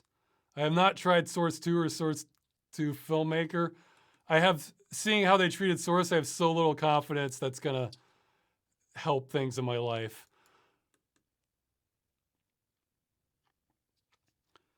Well, I can answer this for me. So he's saying JRPGs like Persona 4 are critically acclaimed, yet seem to have a hard time infiltrating the mainstream audiences. Why do you think that is? Well, for me personally, it's kind of probably the same reason. Well, for a lot of older JRPGs, they're turn-based combat, so I didn't like those. I don't know. I have no idea if Persona is or not. But for a lot, it's kind of the same reason I'm not big into like the vast majority of anime. It just, it'll have like all these sort of cliched, it's almost kind of like cringy moments with like the character behavior. So they'll do the like the grin, eyes shut, hand behind the head motion, or like the nervous face where it's like they're like overly nervous for like a there's probably like a million of these things. I'm just thinking of some off the top of my head. Or I don't know, it just always like kind of turns me off having like unrealistic human behavior. And even the ones that are like trying to take themselves more seriously, then it's like they just shovel on the melodrama. Like that, where they'll have like, that's another face that they'll have where they'll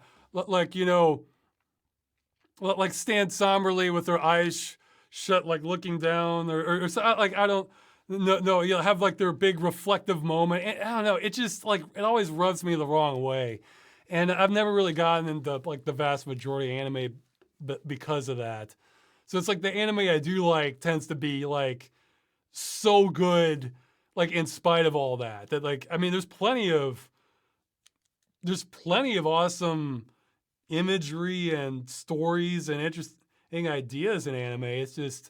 That's just like a wall for me. So that I imagine it's the similar thing for like JRPGs, but well, I guess the other thing is a lot of JRPGs, some of them were like just punitive hard. So again, you're kind of limiting your target audience once you do that. So let's. Oh, I heard. Yeah, I think I saw somewhere in a headline that for Dark Souls, Sony originally didn't want to release it in the U.S. because they were worried that like that kind of gameplay just wouldn't appeal to like Western gamers, or your US and Europe wouldn't appeal to Western gamers. So that's, I mean, they were wrong, obviously, but that's well, yes and no, because that says something about like imagine they did some market research that like they probably looked at this like guys a game this hard we're gonna sell this to Americans. Are you serious? Like they're not like they're not Japanese. They don't think like we do, you know.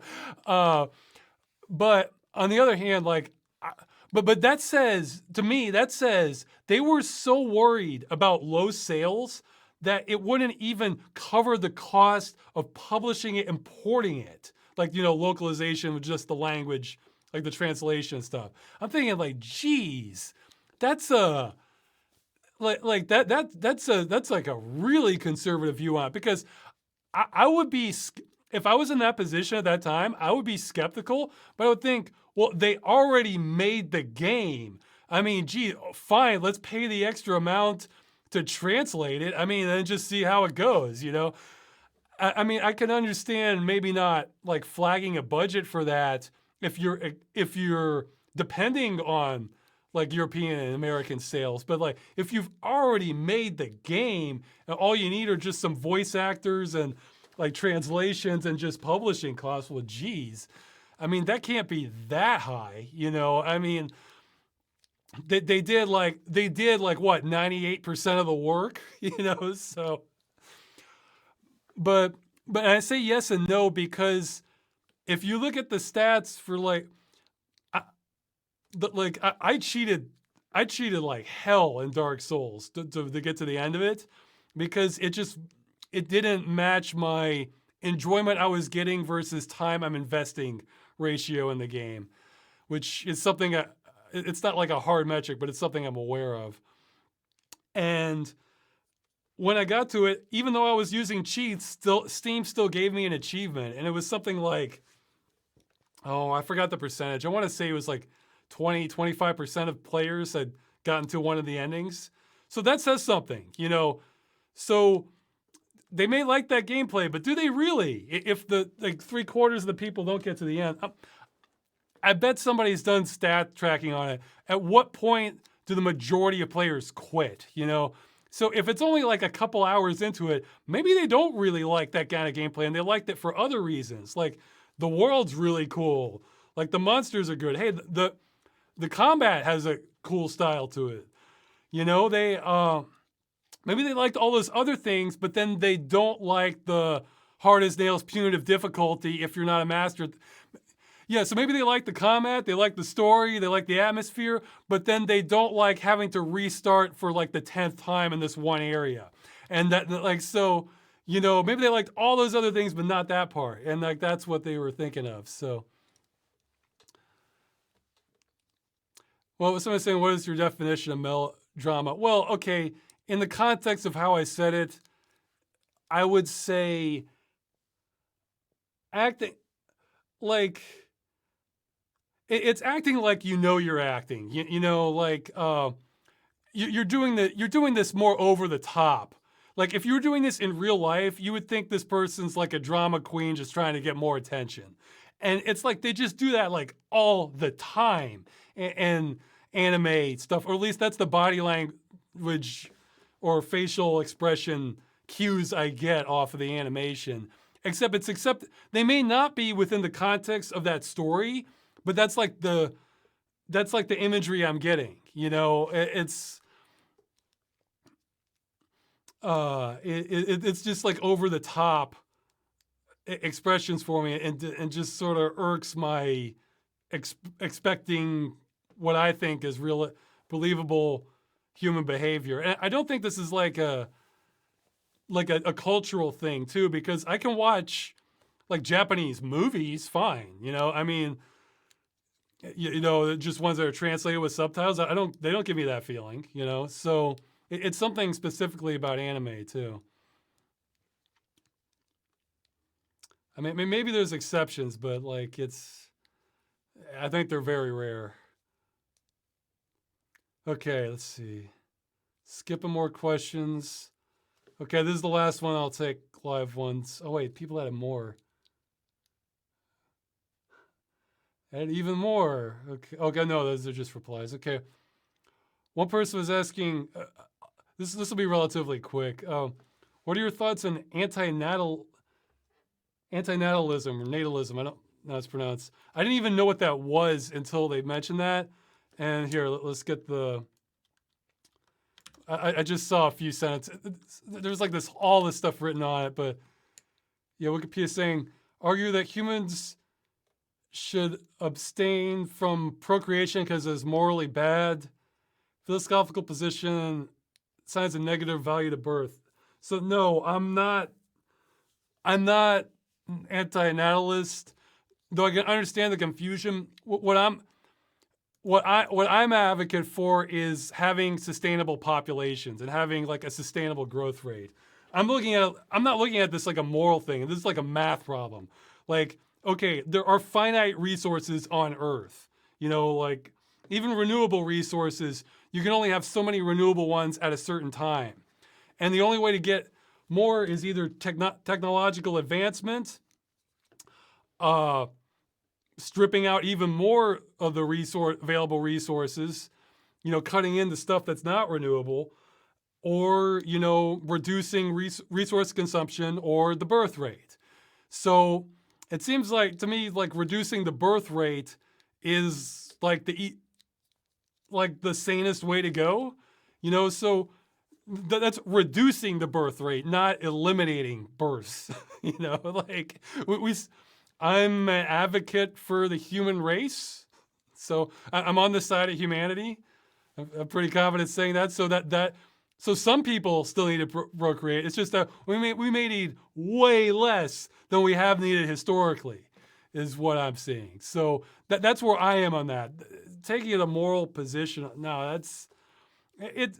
Like I saw it, and I think it's kind of it strikes me as sort of like a fringe belief, or the sort of thing where the people really concerned about this maybe need more hobbies in their life, that sort of thing. Like, I don't know. But no, so I'm not that. I'm just, well, actually in the, yeah, I'm for the true neutral on human population. I want it sustainable, not too big, not too small. Like in the book I just finished, Marooned in Real Time, it actually has a really interesting premise for part of it. There's a lot going on in that book, but for part of it, these people have been able to jump ahead in time, and something happened like several hundred years ago. They don't know what, but it's like humanity went extinct.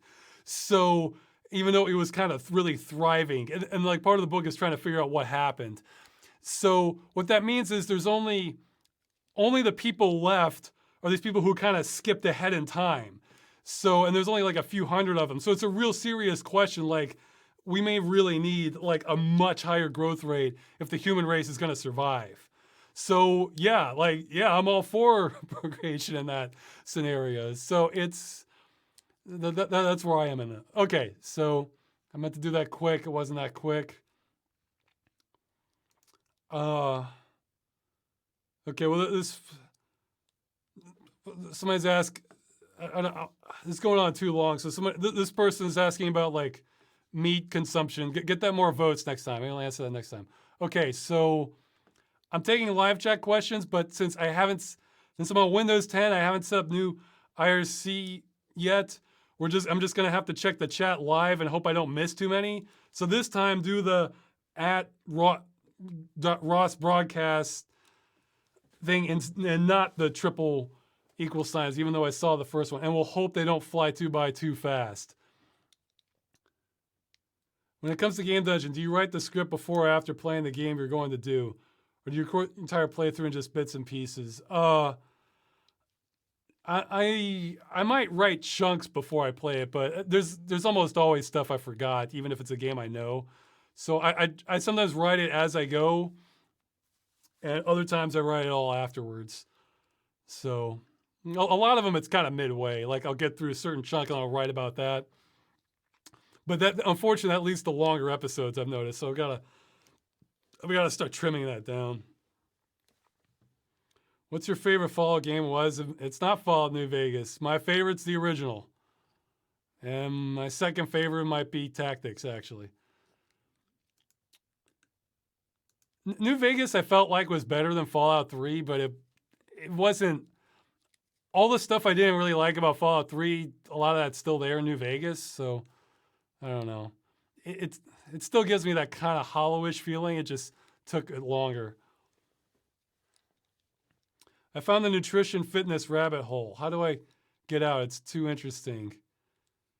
Oh, you mean you're watching videos on it? Well, it doesn't matter. Watch what you want. I mean, I was gonna say the questions are still going. Actually, but only live Twitch people can see it. Actually, so because I had to pause the chat to see the questions. Oh yeah, man. So maybe I don't have to do IRC. I was gonna say another. Here, I'll give a fitness tip. I've been meaning to do upper body exercises like forever, and like this year I've been kind of doing it every day. And the way I did it was just have some exercises planned and just do them until I felt like stop doing them. I just didn't even worry about the count. And that did it. That was like the psychological trick I needed.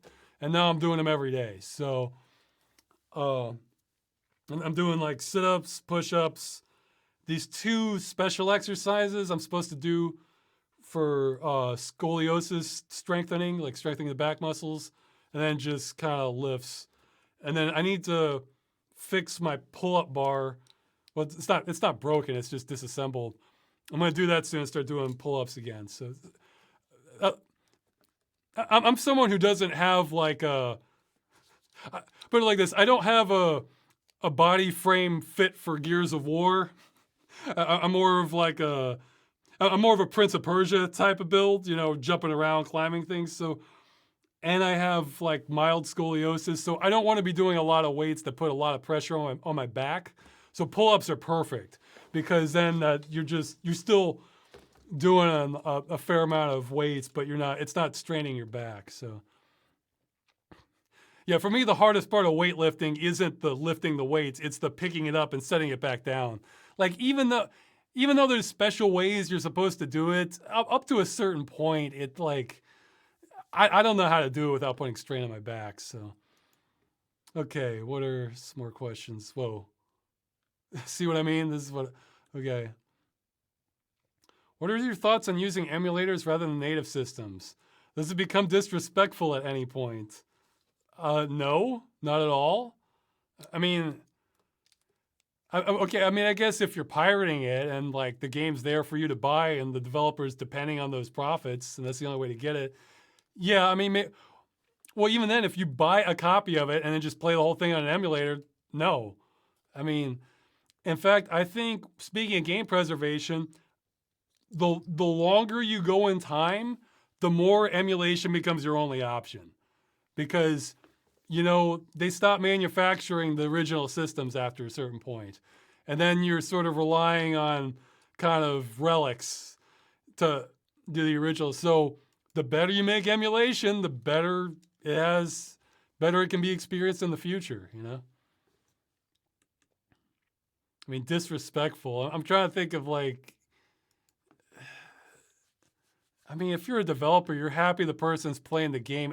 If the emulator is really poor and they just broke the game somehow, I could see you'd be annoyed as a developer, but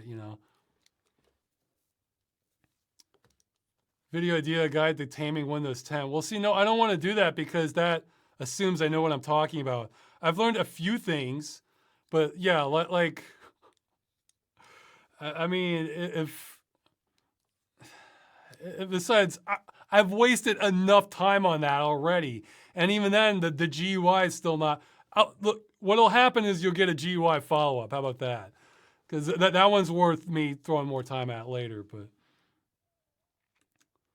because I have had ideas of look, I've had an idea.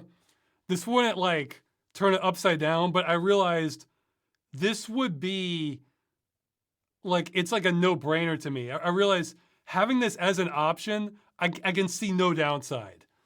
Like, so, and the fact that it doesn't exist in Windows yet already, like even on third-party software, I think is kind of damning of the UI industry, you know, that we can't do this. And this, I don't think this exists on Linux either, or any system. And once you see, like, it's simple, but it makes a lot of sense. Well, I'm saving that for the follow-up. So this, you're not missing a certain piece of software. It doesn't exist, but I think it could exist without too much trouble. So how'd you meet Craig? I'm gonna go. Did you end up casting him as Dave in Civil Protection? I met him in my first year of college. I think he either had a class with me or I met him at lunch or something and started talking. I don't remember exactly. Maybe he remembers, but I cast him because he was available and he was somebody I knew at the time. So, and he was down for the idea. And I warned him he might have to do a lot of redos, and he was cool with that. So, and I remembered something. I mentioned there was something I sent to Tom. Yeah, Craig's a father too now. I mentioned Tom White was. And I mentioned I sent him something last time, and I couldn't remember what. I sent him was it James and Mike Mondays from Cinemassacre, where they covered the game Who's Your Daddy? And it's a multiplayer game where one person plays as the dad trying to protect the baby, and then the other person plays the baby trying to kill itself, where they'll stick things in the electrical sockets, try and find drain cleaner and drink it, and the dad has to rush to try and stop him. It's like a multiplayer thing, so I thought he might get it. I wouldn't send that to everybody, but I thought he might get a kick out of that. And I love what James Rolfe said about that. He said, being a dad is hard, but it's not this hard. Like, that cracked me up. So, Tom White already had an idea similar to that, actually. Okay. I might be interested in the solar punk genre. Okay, so yeah, sort of like an eco cyberpunk thing. Do you like pineapples on pizza? Yes, but they give me heartburn.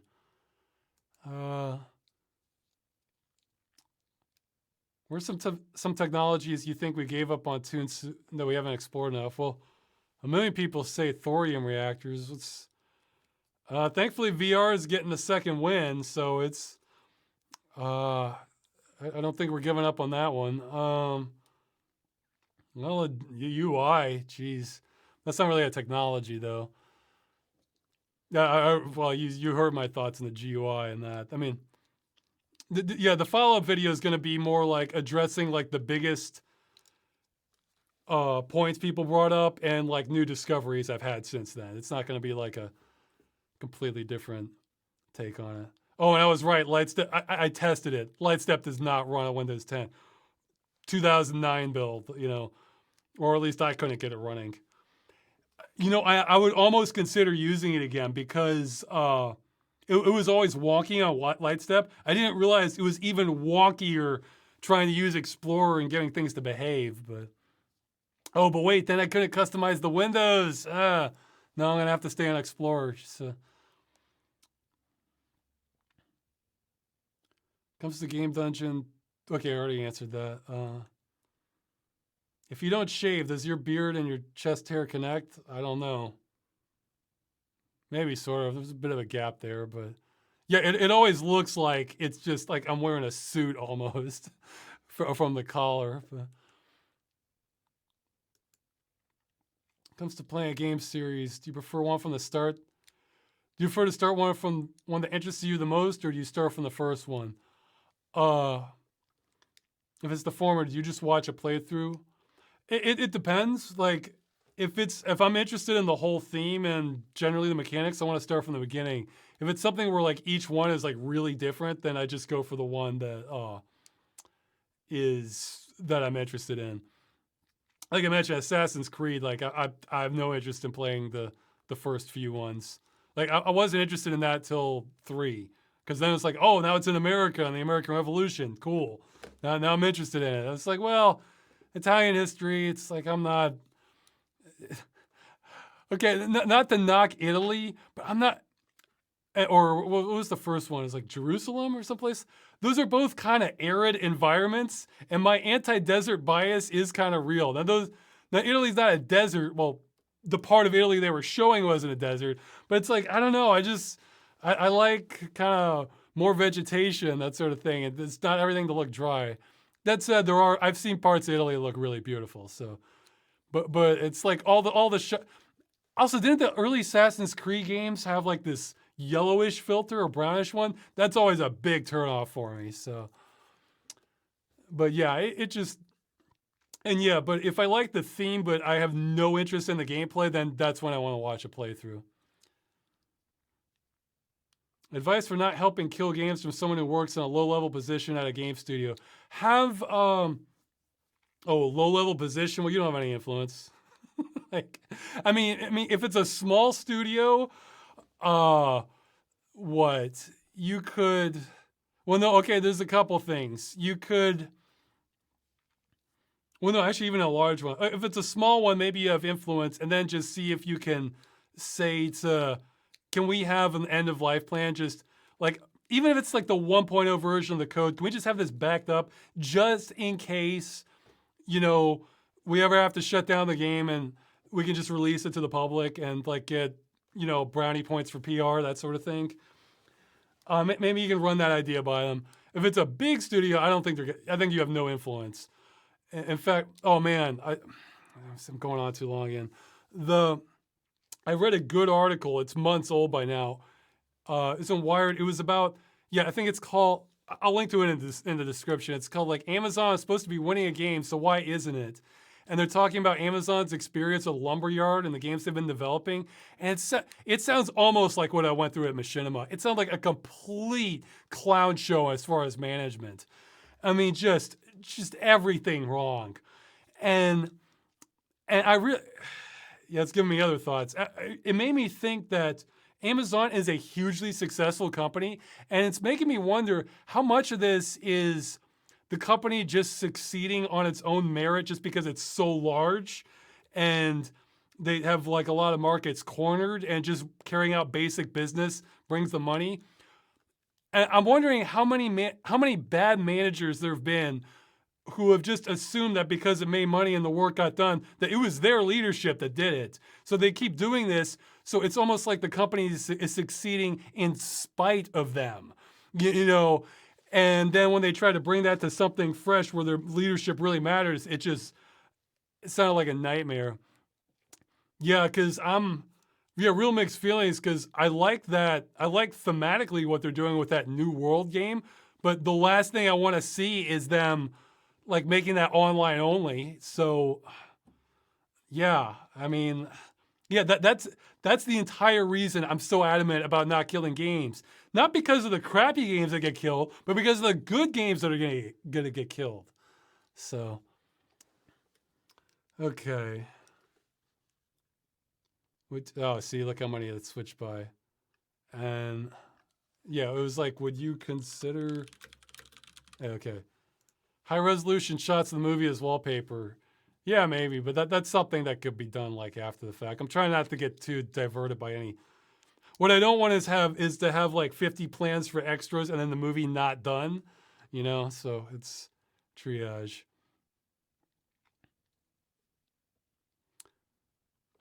How do you manage play games and stop playing them without feeling like you wasted money? Oh, I get them super cheap. Like that's. Do you have a threshold on how much you spend?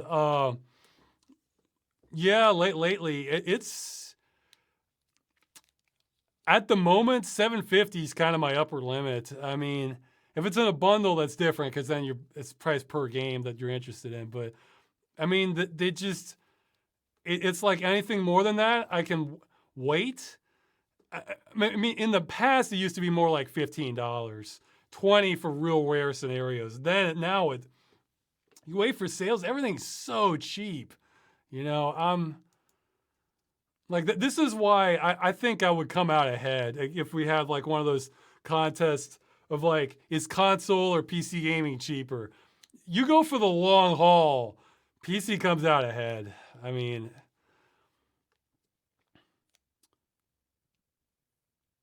what do you think about prophesized death of consoles? Do you think consoles will have a place in the future of gaming? Yeah, you know, I'm actually totally fine with consoles. I just want console exclusives to die. You know, just let it be a form factor. You just make good games, sell them across all platforms to get money for it, or all platforms that you want to support. Or even console exclusives, it's like artificial console exclusives. In other words, if you only want to code your game for one piece of hardware and you just don't even want to bother with the other stuff, fine. You know, that's fair. But it's when you're like locked in on contracts, like I mentioned in the Fallout video, where you were legally obligated to not, okay, I'm going on way too long. It's been like 3.5 hours. You guys get what I'm saying. Let's see, a few more questions real fast. Microsoft recently acquired Smash UG online tournament bracket software. Yeah, they probably are trying to compete with Twitch. What do you think the implications are about Microsoft spearheading such an industry? I have very little trust. Again, I think it's like a Trojan horse. You know, they're trying to. I think Microsoft has the streaming only dream. You know. Hey, that was one of my defeats. I was not able to figure out how to install mixed reality offline. I couldn't figure it out. I tried everything I could. One person maybe have offered to spoof the net connection for me, so I might do that. But so they've won there. I mean, now I can sort of do it because I have an image file, but only because I have an image file. Like if you were to install that, you can't do it without connecting to the internet, like and it updating your computer. So I have so little trust. Do you have a favorite film director? Not really. There's lots of great ones. Okay, I can't say this on YouTube, or I haven't checked if they're allowed monetization videos to say that. Do you think the pandemic will make online dating mainstream, or is that just a blip that'll die off? No. I think that might increase things. I mean, it was already having some. Well, that's how I met my wife, sort of. Not through online dating, not through an online dating service, but you know, she emailed me, then we did Skype, and then finally came here. But it already had some popularity before, and now it's probably into overdrive. I have seen Pacific Rim, yeah. It's one of those. It's like on the threshold of like acceptable dumb fun for me. It's dumb fun, and some scenes are awesome, but like the in between scenes, I'm like, yeah, I wouldn't mind skipping through some of this. Oh, geez. Okay. Yeah, this is why I use the IRC stuff.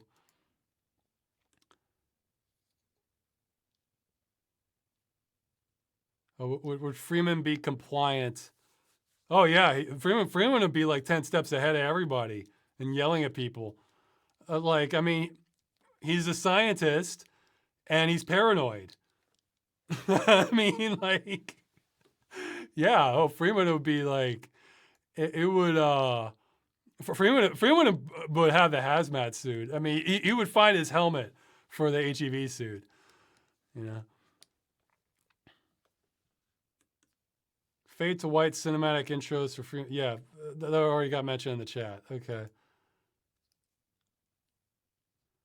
Yakuza 7 protagonist is a dumb loser in his early 40s. You think games should star middle-aged losers more often? Well, if it's funny, I mean, sure. Or if it's like kind of like a path to a more interesting life. Those are fun. Those are fun themes too. You know, it's like or yeah, like sometimes you have movies where like guys who are kind of losers have snapping points, and then they just, and then their life gets like way more interesting. Like it's not the same thing exactly. I was thinking of the movie Bulworth with Warren Beatty, where it's like this politician who like learns he's like has a terminal illness, so he just stops caring at all and just like lets it all out for everything he's saying to people. So that's you can have some fun stuff like that. Well, that's kind of what Office Space was. I mean, he wasn't quite middle aged in that, but you know, he just stopped caring. You know, so yeah, you know, that can be a fun theme. Have not heard of the momentum mod. Jeez, this keeps twitching here. I guess that's why they call it Twitch. Okay. How do you feel about the mentality of those who think game remakes replace the original and thus defeat any reason to play the original game? If you're really lucky. No, I mean, it depends on what you're looking for in games. You know, if you're someone who really cares about like the development process, or you find it fascinating to see something this old, then of course you want to play the original.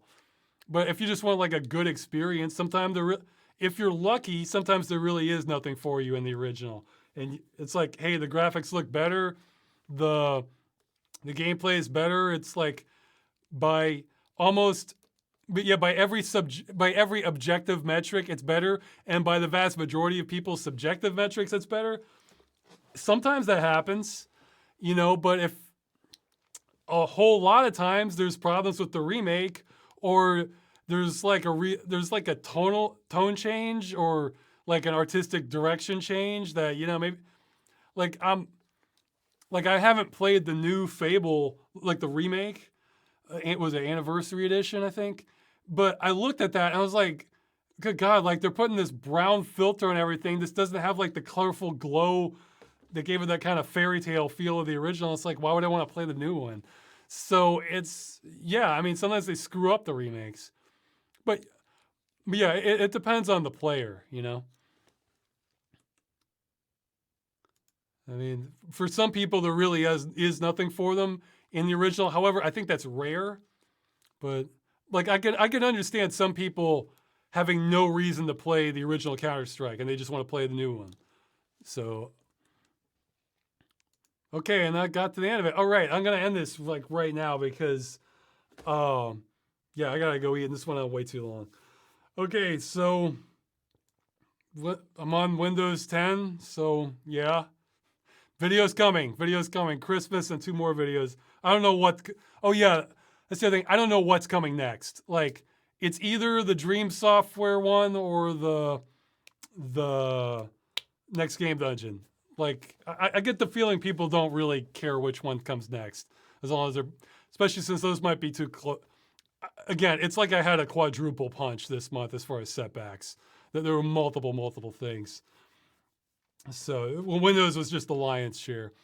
All right, so videos coming. I guess it's Christmas or Hanukkah or whatever, and yeah, my birthday. But I guess it's just me celebrating that. Okay, so see you.